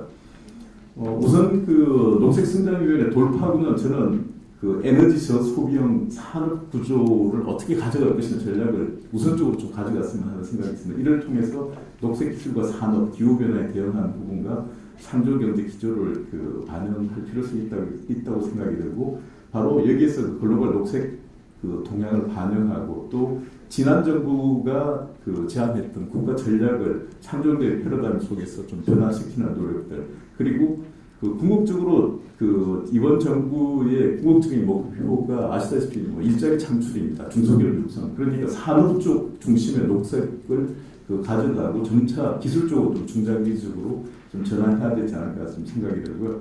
또 앞에 잠깐 말씀드렸습니다만은 지금 27대 중점 기술은 에너지 환경 중심에서 이제는 에너지 환경과 아울러 재료 쪽으로 많은 부분 좀 기술 부분을 포커싱해야 되지 않을까 좀 제안을 하고자 합니다.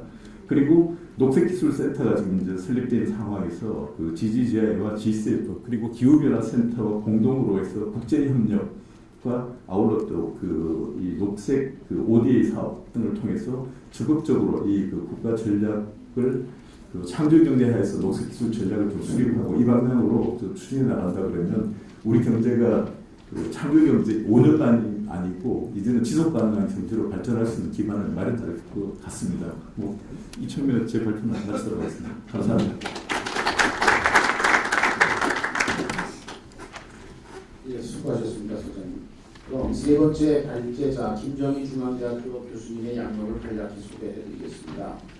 김정희 교수님께서는 중앙대학교에서 산업경제학을 공부하고 미국 위스콘신 대학에서 자원경제 및 국제무역으로 석사학위를 하시고, 이어서 미국 미네소타 대학에서 응용경제 및 환경경제학 전공으로 박사학위를 받으셨습니다. 2000년부터 중앙대학교 경제학부 교수로 재직하고 계시면서 2011년부터 2013년까지 중앙대학교 산업창업경영대학원 원장을 역임하시고, 현재 환경부, 외교통상부, 국무조정실, 서울시 등 각종 정부의 자문위원 활동을 하고 계십니다. 중소기업과 혁신적 환경기술 정책 방안에 대한 김정인 교수님의 발표를 듣도록 하겠습니다. 감사합니다. 목소리 받은 중앙대학교 김정인입니다. 시간이 조금 됐기 때문에 저는 핵심적으로만 한 20분 정도 말씀드리겠습니다. 우선 발표하기 전에 GTC의 1주년을 기념하고 또 축하드립니다. 또 저한테 이렇게 소중한 기회를 주셔서 진심으로 감사드립니다. 아까 북포탈연구소에서 오신 교수님, 또 앞에 소장님께서 말씀하셨듯이 사실은 결론서부터 몇 가지를 말씀드리면 국가의 녹색 성장에 대한 부분들이 확실히 과거에 비해서 약해진 것은 사실인 것 같습니다.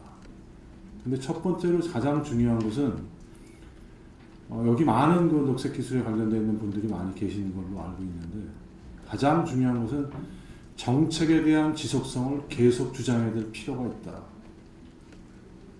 그것이 결국에는 시장에 대한 시그널을 많이 주기 때문에 그 시장에 대한 시그널을 바탕으로 해서 기술 개발도 되는 것이고, 마케팅에 대한 부분도 들어가고 지원에 대한 부분들인데, 그거에 대한 요구사항이 없거나 아니면 상당히 약화되면 그거에 대한 정책을 반영을 잘 못할 수밖에 없다.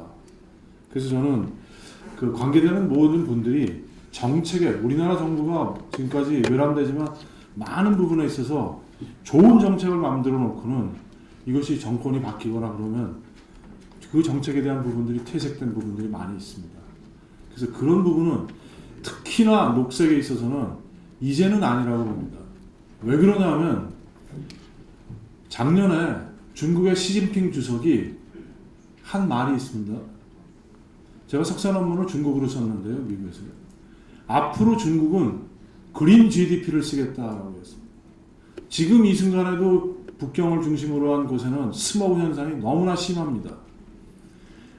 며칠 전에 북경의 뉴스에 제 제자가 북경에서 온 한족 위자은이라고 하는 학생인데 어저께 들어왔습니다. 오늘 만났는데요. 중국 돈으로 745억 린민비, 우리나라 돈으로 70조입니다. 70조만을 대기 환경 개선을 위해서 투자하겠다고 이미 결정을 받습니다. 지금 우리 바로 옆에는 엄청나게 큰 환경산업 시장이라고 하는 것이 존재하고 있는 겁니다. 이런 상황에서는 제가 보기에는 우선 첫 번째 GTC의 가장 첫 번째 기능 중에 하나이기도 한 크게 보면 세 가지라고 볼 수 있는데, 국제 협력을 통한 환경산업의 진출에 있어서 아주 적극적으로 나갈 필요가 있다. 이거는 저희가 그냥 북경에 대한 스모그만 보고 있는데요. 심지어 이런 것도 있습니다. 북경에 주재하는 외국의 회사 주재원들한테는 일종의 생명수당을 줍니다. 저는 이거를 환경보험수당이라고 그러는데 엑스트라로 봉급 플러스 알파를 주고 있습니다. 왜? 근무를 안 하려고 그러니까요. 7,432명 정도가 되는 숫자를 정확하게는 한 7,400명 정도에서 7,430명 정도가 스모그 현상 때문에 죽었다라고 베이징 위생공과대학하고 그린피스가 2년 전에 발표를 했습니다. 또 중국에 대한 뿐만 아니라 세계 곳곳에서는 저희가 녹색 성장에 대한 그 부분들을 많이 이니셔티브를 줘놓고 많이 얘기를 했기 때문에 개도국, 예를 들면 뭐 카자흐스탄이나 베트남이나 이런 데서는 그린그로스에 대한 성장 모델을 많이 가져가려고 합니다. 또 많이 만들어줬고요. 또 외국 같은 데에서는 그린그로스라고 하는 것, 더 나아가서 그린 이코노미라고 하는 것 자체가 미래의 트렌드를 가장 잘 반영하는 정책이면서 기술에 대한 트렌드가 맞기 때문에 포기하지 않고 계속 가는 겁니다. 그렇기 때문에 저희 정부는 제 개인적으로는 절대 놓쳐서는 안 되는 것들이다.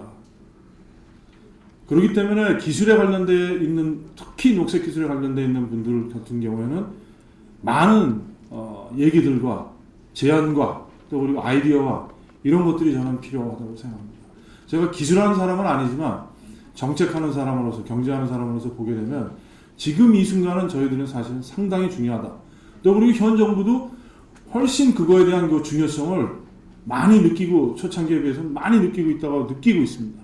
그러니까 이런 차제에 그런 부분들은 반드시 좀 필요하다는 말씀을 드리면서 간략하게 그냥 맨 마지막에 제가 생각하고 있는 부분을 말씀드리고 몇 가지 사례를 좀 보여드리면서 제 발표를 마치고자 합니다. 아시다시피 환경산업시장 같은 경우에는 2010년에 55조 시장 됐습니다. 우리나라에. 아까 독일 같은 경우에는 전체 GDP의 한 11% 정도를 차지한다라고 할 정도로 했는데 아직도 우리나라에서는 전체 GDP에서 차지하는 비중이 상당히 낮다. 그렇지만 거기에서도 예측한 것이 2000년에서 한 2006, 7년 정도에 한 6% 성장할 거로 예측을 했는데 12% 거의 2배로 올라갔죠. 우리도 마찬가지입니다. 근데 다만 항상 녹색 기술, 뭐 환경산업 기술 이거에 대한 그 시장은 커가고 있는데 그거에 관련되어 있는 인력이라든지 아니면 산업 규모라든지 이런 부분들은 여전히 조금 적다. 인력도 적다. 또 그리고 거기에서 뭐 흔히 많이 하는 90% 이상은 상당히 영세한 기업들로, 중소기업들로 중심이 되어 있고 큰 기업들만이 되어 있는 그런 좀 불균형적인 구조를 가지고 있다. 그 다음에 동시에 여기에서 보시게 되면은 자원순환 관리나 물 관리 또 그리고 이런 것들이 상당히 종사자 수도 많고 또 지금 이런 업체 수나 아니면 이런 그 규모 이런 부분도 꽤 많이 크게 되고 있는데 저희 같은 경우에는 자원순환에 대한 그 부분들 왜 독일이 리소스 이피션시에 대한 그 에이전시까지를 만들려면은 그만큼 그 리소스에 대한 그 부분들이 상당히 중요하기 때문에 그렇습니다.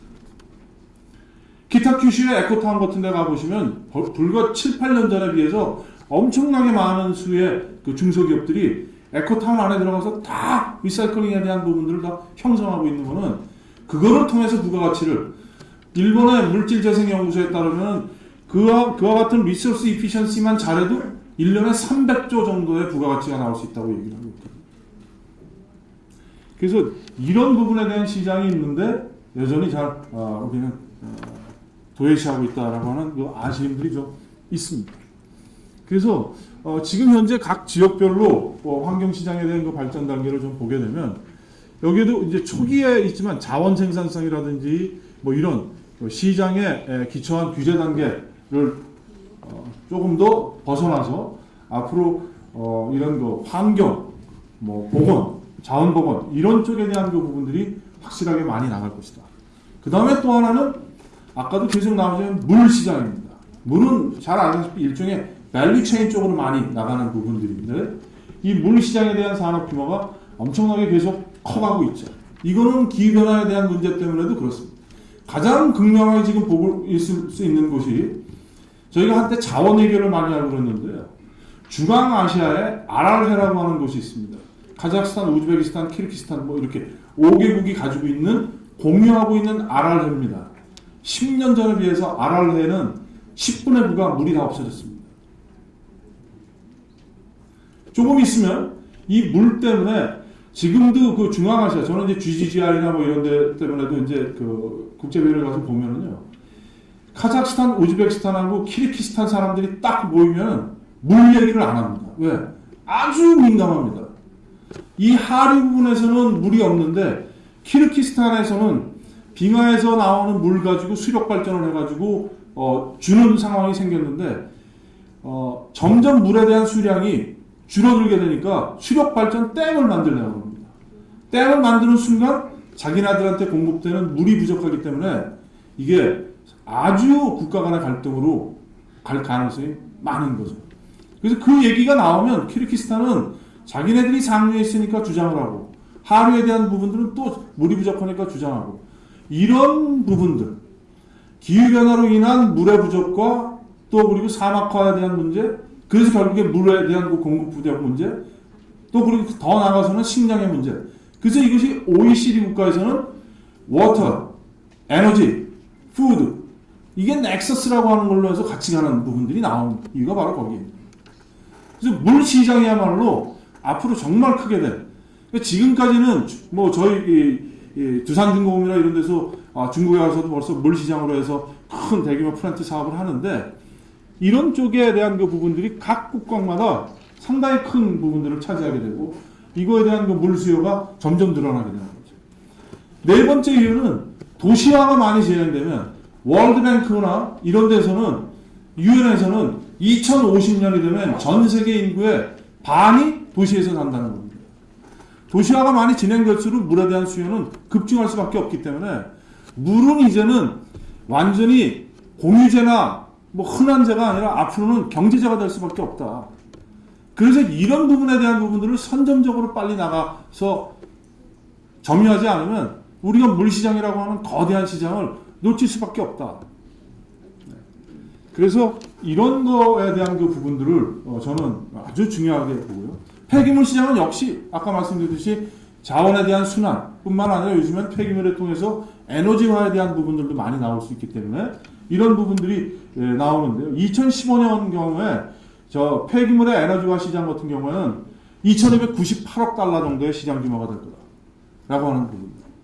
그래서 이런 그 폐기물 시장. 그래서 그 누가 뭐라고 그래도 독일이 신재생 에너지를 가장 물론 정책적으로 FIT를 계속 10년 이상씩 지원해주고 있지만 전 세계적으로 보게 돼도 환경 시장에 대한 그 모든 성장률이라든지 연평균 성장률은 계속 올라가고 있다.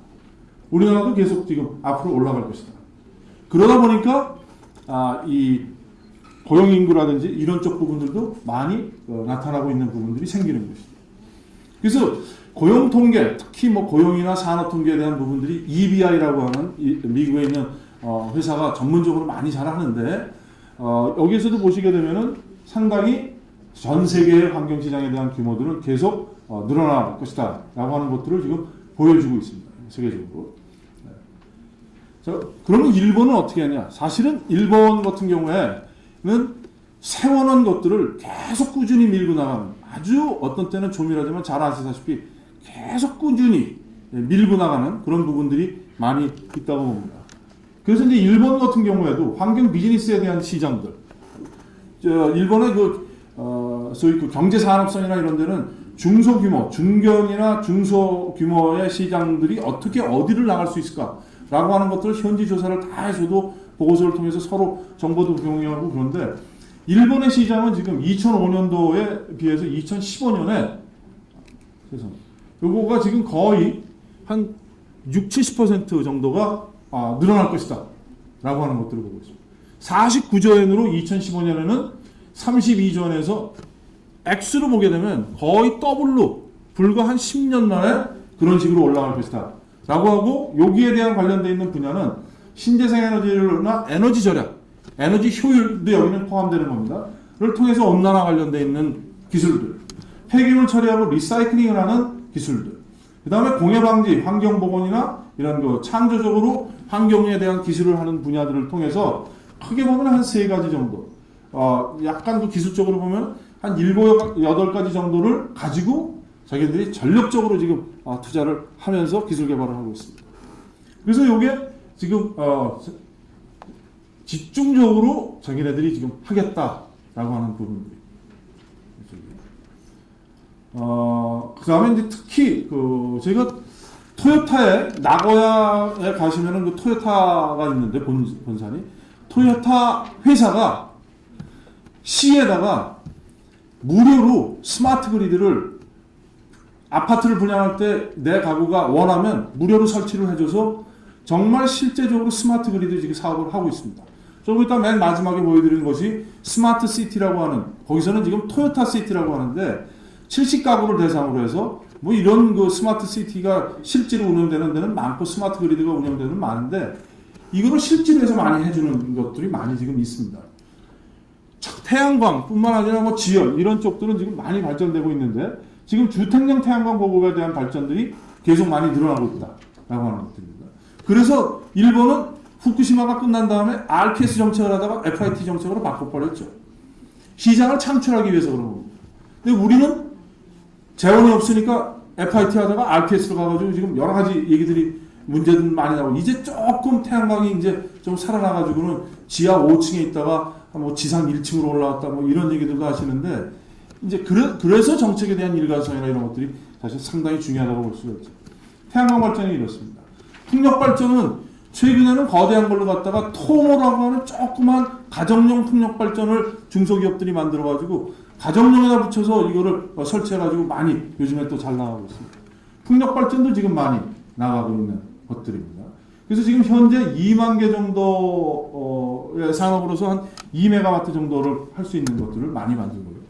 미국 같은 경우에는 모하비 사마에다가 세계 최대의 태양열 발전소로 운행이 되는 발전소를 만들어서 작년에 시작이 됐죠.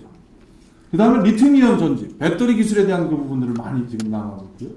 에너지 효율화, 물론 거기서 이제 특성이 온수기를 많이 쓰기 때문에 집에서 쓰는 온수기라든지 이런 거를 통해서 하지만 지금 아주 히트펌프를 중심으로 한 가정용 히트펌프를 중심으로 해서 에코큐트라고 하는 것들을 해가지고는 올 전기화 주택 보급 사업의 일환으로 이렇게 지금 하고 있어서 가정용 히트펌프 온수기의 일본에서의 매출액이 지금 급증을 하고 있는 상황입니다. 전기 자동차도 마찬가지입니다. 뭐 미쓰비시 미에브라든지 닛산의 리프라든지 조금 있으면 이제 닛산의 또 랜드그라이드라고 하는 2인용 전기 자동차인데 앞뒤로 좌석이 되어 있는 랜드그라이드라고 하는 자동차가 전기 자동차입니다. 나와서 되어 있습니다. 미국의 캘리포니아 같은 경우에는 전기 자동차 회사가 GM이나 이런 데에서는 충전소가 문제니까 자기네들이 충전소를 깔면서 보급을 하겠다라고 하는 거를 지금 시도를 많이 하고 있습니다. 닛산 자동차의 회장께서는 앞으로 10년 안에 전기 자동차는 완전히 상용화될 것이다 라고 하면서 전기 자동차에 대한 시장들을 많이 나가고 있는데 중국이 세계에서 가장 빨리 전기 자동차에 대한 보급률이 지금 일어나고 있는 국가입니다. 대기오염 때문에 그렇습니다. 이런 그 전기 자동차에 대한 보급에 대한 부분들 보조금도 많이 주고 있으면서 나가고 있습니다. 요거는 이제 일본이나 다른 미국 회사들 중에서 중견기업, 중소기업들인데 그 회사들 중에서 이제 좀 대표적인 사례를 몇 가지를 좀 소개를 시켜드리고 싶습니다. 요거는 이제 호쿠에스 환경주식회사라고 일본에 있는 회사인데 이게 산업 폐기물 처리 업체에 대한 거를 중점적으로 하는 회사들이기도 합니다. 그래서 이런 거를 이제 리사이클 제품이긴 하지만 철저히 수요자의 니드에 맞는 제품을 개발해서 수요자에 맞는 제품만 딱 갖다 주는 그런 형태들로 지금 하는 회사입니다. 여기 이제 이 회사의 전경인데요. 철저하게 네트워크. 아까도 이 독일의 형태를 보시게 되면은 중간쯤에 리소스 이피션시, 매터리얼 이피션시, 그 다음에 네트워크를 만드는 것들이 나옵니다. 여기도 네트워크에 대한 노력을 철저히 많이 해서 서로 공유를 하는, 저희 경제학에서도 공유의 경제학이 지금 계속 뜨고 있는데, knowledge에 대한 공유, 지식에 대한 공유, 기술에 대한 공유 같은 것들을 통해서 하면서 철저하게 지역 중심화하는 이런 거에 대한 그 사례로 나가고 있습니다.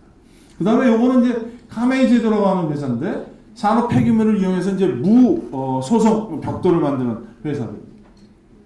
요거는 이제 지오 파워라고 하는 회사인데, 주택용 지오를 이용을 해가지고 에너지를 절약시키는 제품을 만들어서 판매하는 그 회사입니다. 그 다음에 특히 이제 요거가 좀 인구 통계학적인 특성을 배려하는 것도 중요합니다. 아까 말씀드렸듯이 닛산이 리프라고 하는 전기자동차를 만들 때는 5인승이었는데 조금 있으면 나올 거가 2인승입니다. 왜 인승이냐면은 우리나라도 마찬가지지만 인구 고령화 속도가 상당히 빠르기 때문에. 그래서 여기서도 보시게 되면은 고령자의 집들이 뭐 일본이 원래 이제 이런 온돌이 없고 다담이나 이런 쪽이지 않습니까? 그러다 보니까 춥다. 이런 부분에 있어서의 에너지에 대한 그 부분들. 그렇기 때문에 좀 냉방병이 쉽게 노인들이 걸리고 그러니까 이런 부분들을 이제 변화시키고 그거에 대한 시장을 창출시키기 위해서 나간다라고 하는 것들. 제가 일주일 전에 일본의 그 후쿠오카에 갔다 왔는데요. 어떤 것까지도 되고 있냐면 어린애들이 음식을 먹다가 많이 흘리니까 그냥 같은 도자기인데 도자기의 맨 위에 보통 오픈되어 있지 않습니까? 요거를 이렇게 줄인 거가 요즘에 아주 잘 팔린다고 합니다. 요렇게만 해놔도 요게 음식물 쓰레기, 음식이 떨어져 나가지 않게 만드는 것들이 있어서 아주 좋게 하는 그 아이디어 상품으로도 나오는 것들이 있는데 이런 거를 통해서도 이제 덜 닦게 만드는 이런 것들도 나왔다고 합니다. 요건 이제 지역에 있는 그 우물이나 이런 거 온도차를 이용해서 만드는 것까지도 이제 지열이 나왔다고 합니다. 요거는 미국의 신재생 에너지 기술력에 대한 부분들을 보는데 이게 점점점 이 클린 에너지에 대한 관련돼 있는 신재생 에너지 건수가 많이 높아지고 있다라고 하는 것들을 보여드린 거고요. 미국에도 이제 헤드워터 테크놀로지 이노베이션이라고 하는데 나노 촉매제 이렇게 해서 이제 넥스트 제너레이션 카탈리스트 촉매 같은 것들을 만들어 가지고 화학의학 제품이라든지 각종 다양하게 촉매가 많이 쓰이니까 이런 쪽에도 이제 쓰는 것들도 있고요. 어드밴스드 플라즈마 파워 리미티드라고 하는 데는 쓰레기에서 수소를 만들어 가지고 나오는 이런 것들로 통하는 해서 건축 자재물을 통해서 나오는 것들도 있다라는 부분. 요거는 중국입니다. 최근에 중국이 아주 기술도 높아졌고 한화에 있는 그 환경 속에서 그 기술 쪽으로 해서 가봤는데 그거를 잘 너무나 놀라가지고 중국이 발달돼 있어서요. 오히려 벤치마킹을 하러 가자고 얘기가 나왔을 텐데 가르쳐 주려고 갔다가 그런데 지금 이제 중국에서는 여기 보시게 되면은 고온 표면 결합 온라인 모니터링 기술이라든지 뭐 고열 에너지 결장 조명 기술이라든지 여기서 이제 아파트 진흥형 전력 공급 기술이라든지 벌써 요거는 오른쪽에 보시면 이제 회사들입니다.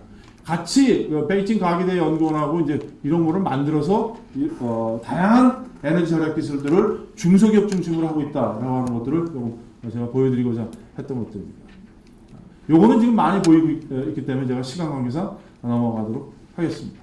그래서 미래형에 대한 기술들을 잘 선별을 해 놓으셨다고 보는데 그걸 계속 끊임없이 밀고 나가야 된다. 그 중에 하나가 이제 LED 응용 기술 같은 것들을 통해서 융합 기술을 하는 것들도 있고요. 뭐 여러 가지 재미있는 그린 선박에 대한 부분도 특히 이 선박 부분은 아주 중요합니다. 왜냐하면 유럽이 이제는 저희가 항공 부분으로 해서 일종의 탄소세를 매겼듯이 선박 부분으로 해서 탄소세를 매겨서 들어가고 있거든요.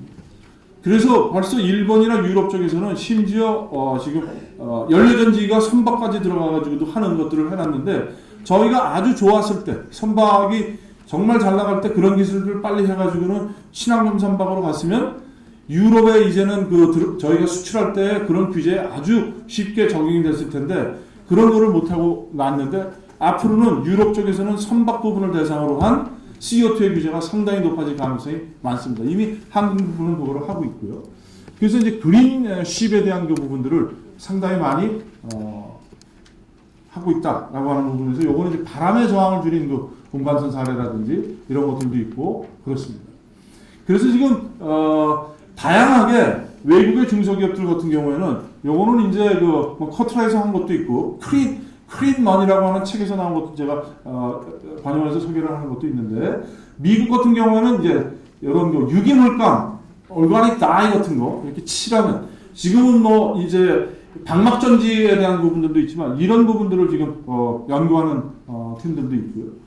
또 그 다음에 이제 태양광 전 타일 기술에 대한 과별로 해서 태양광을 하는 경우도 있고 태양의 흡수량을 어떻게 하면 더 많이 늘리라고 하느냐. 덴마크에 있는 회사는 하수 슬러지나 음식물 폐기물 등 이런 것들을 해서 이제 바이오가스와 비료로 제조하는 기술들을 많이 하는데 요거가 상당히 기술이 좋아서 연소하는 경우보다 10 내지 20% 더 좋은 에너지를 공급하는 기술을 갖다라고 하는 것들을 지금 보고 있고요. 해조류의 대량 생산을 한 게 지금 이 솔릭스라고 하는 바이오퓨얼 회사가 되어 있는 상황입니다. 또 폐를 상당히 많이 이용해서 하는 것들도 있고요. 다양한 그런 사례들이 지금 보여줘서 연구를 지금 하고 있습니다. 이것 말고도 이제 생활 친화형 녹색 기술에 대한 그 부분들을 저기에서는 잘 보여줍니다. 예를 들어서 버려진 감자 튀김이라든지 요즘에 이제 저희들도 이 튀김 문화가 많이 확산됐는데 옥수수나 이런 것들을 통해서 폐농산물을 이용해서 나오는 것들을 가지고 만드는 기술을 만들기도 하고 아이콘 충전용으로 하는 것들도 만들기도 하고 뭐 다양한 부분들을 많이 가지고 있습니다.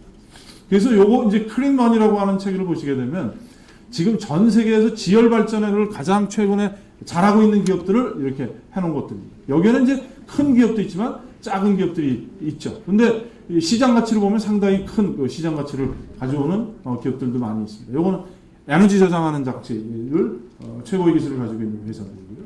요거는 이제 스마트 그리드라고 하는 부분들.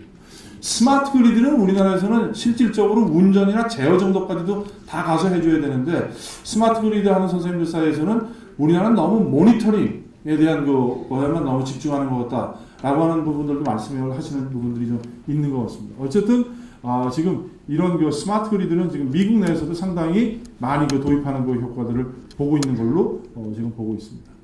요거는 이제 그린칩에서 컴퓨터 쪽에서도 그린칩을 통해서 상당히 에너지를 절약하는 이런 것들을 사례들도 있고요. 요거는 이제 많이 알려져 있는 것들. 요즘에는 쉽지만 이게 생활의 밀착형으로 그래서 사람의 생활을 바꾸는 이런 거에도 적지만 많이 적용하는 기술들이 있습니다. 이런 것들은 지금 호주에서 많이 되고 있는데요. 호주 역사상 3년 동안 최악의 가뭄을 받아가지고 그 최악의 가뭄이 제가 기억하기에 2006년, 7년, 8년인가 그런데 그 이후에는 그 전에는 1인당 물 소비량이 세계에서 2위였었는데 미국 다음으로 모든 물 정책을 다 바꿨습니다. 물 절약 정책, 물 효율 정책.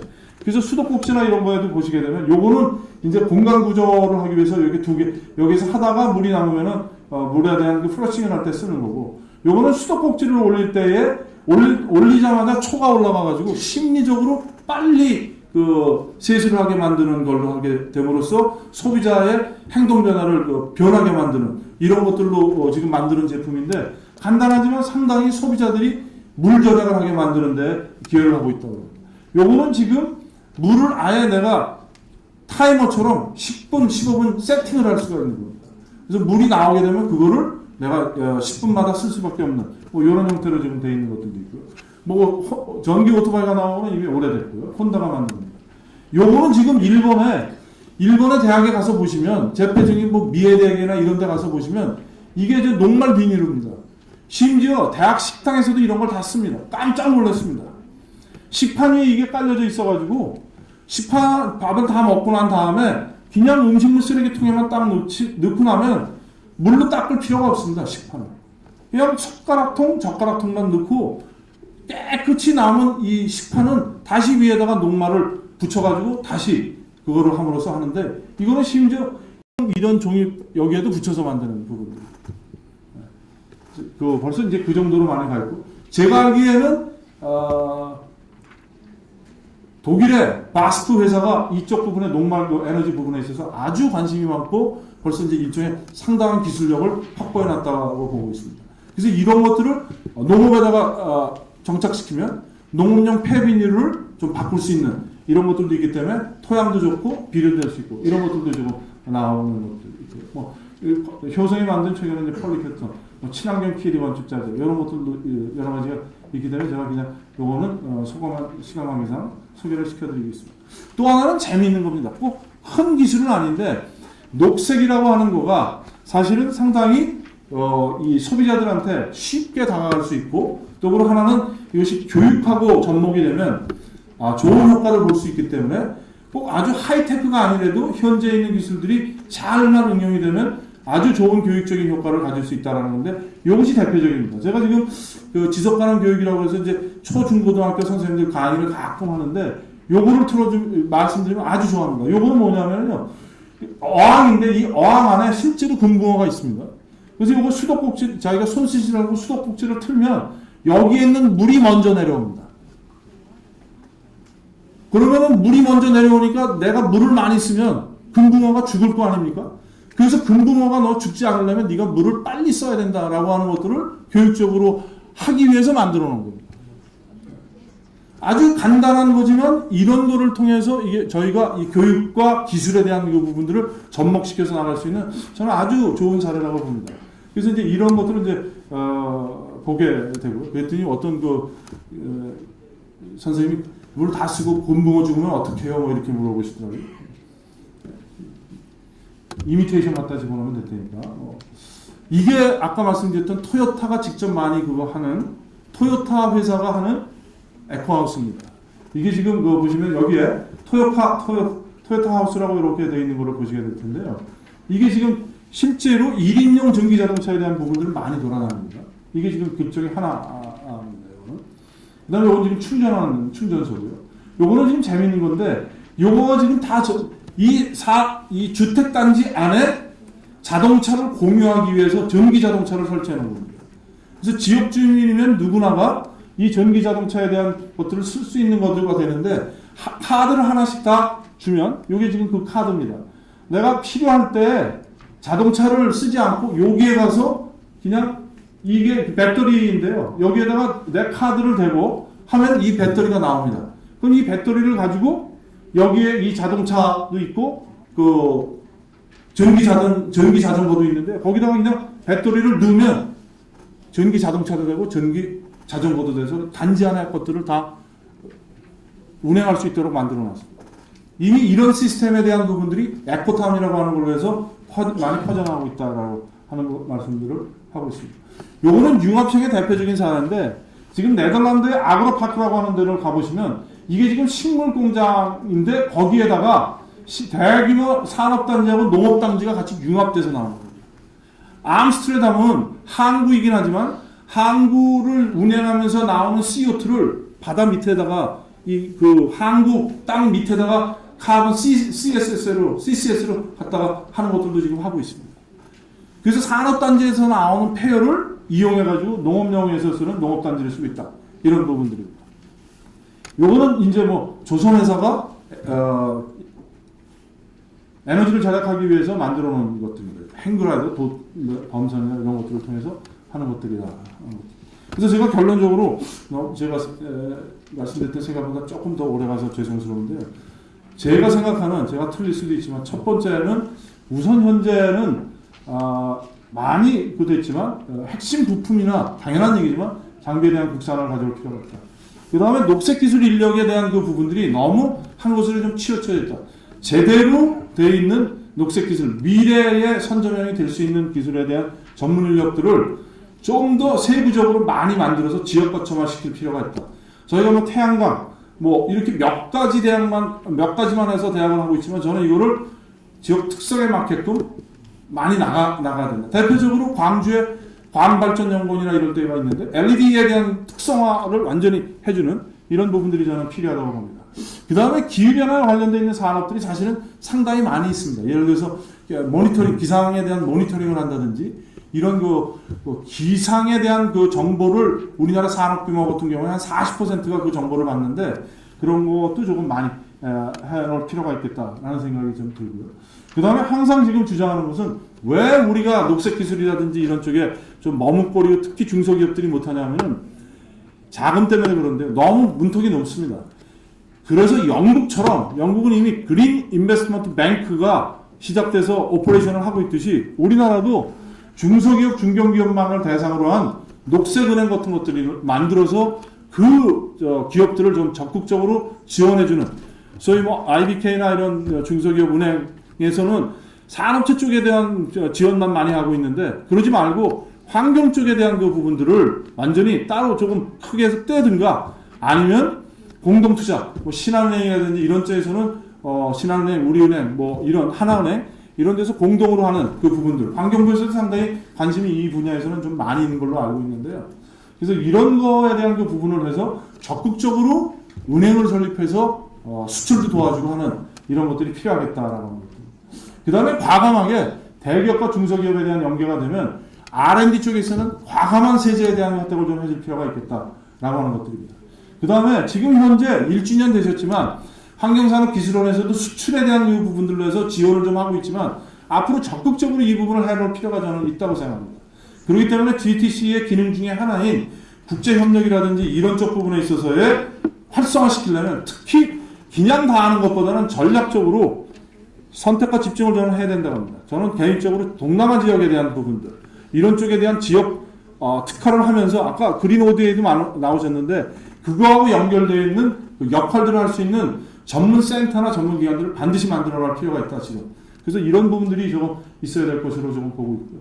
그 다음에 특히 너무 아쉬운 것이 수도권에만 너무 환경산업들이 집중되어 있는데 광주나 경북이나 경남 가면은 너무나 열악합니다. 특히 그 광주 전남 쪽이나 이런 쪽 가면은 그렇기 때문에 지방에 소재하고 있는 그 중소기업들, 중견기업들의 환경을 적극적으로 지원해 줄 수 있는 R&D 배정을 좀 한다든지 이렇게 함으로써 그쪽에서 조금 가능성이 있는 부분들에 대한 것들을 자꾸 발견해내는 것들이 좀 필요하다고 보고요.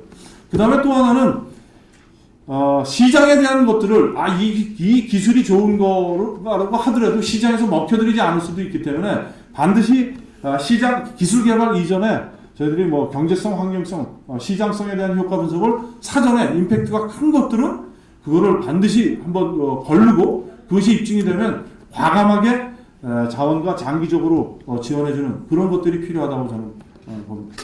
이상으로 제 발표를 마치겠습니다. 고맙습니다.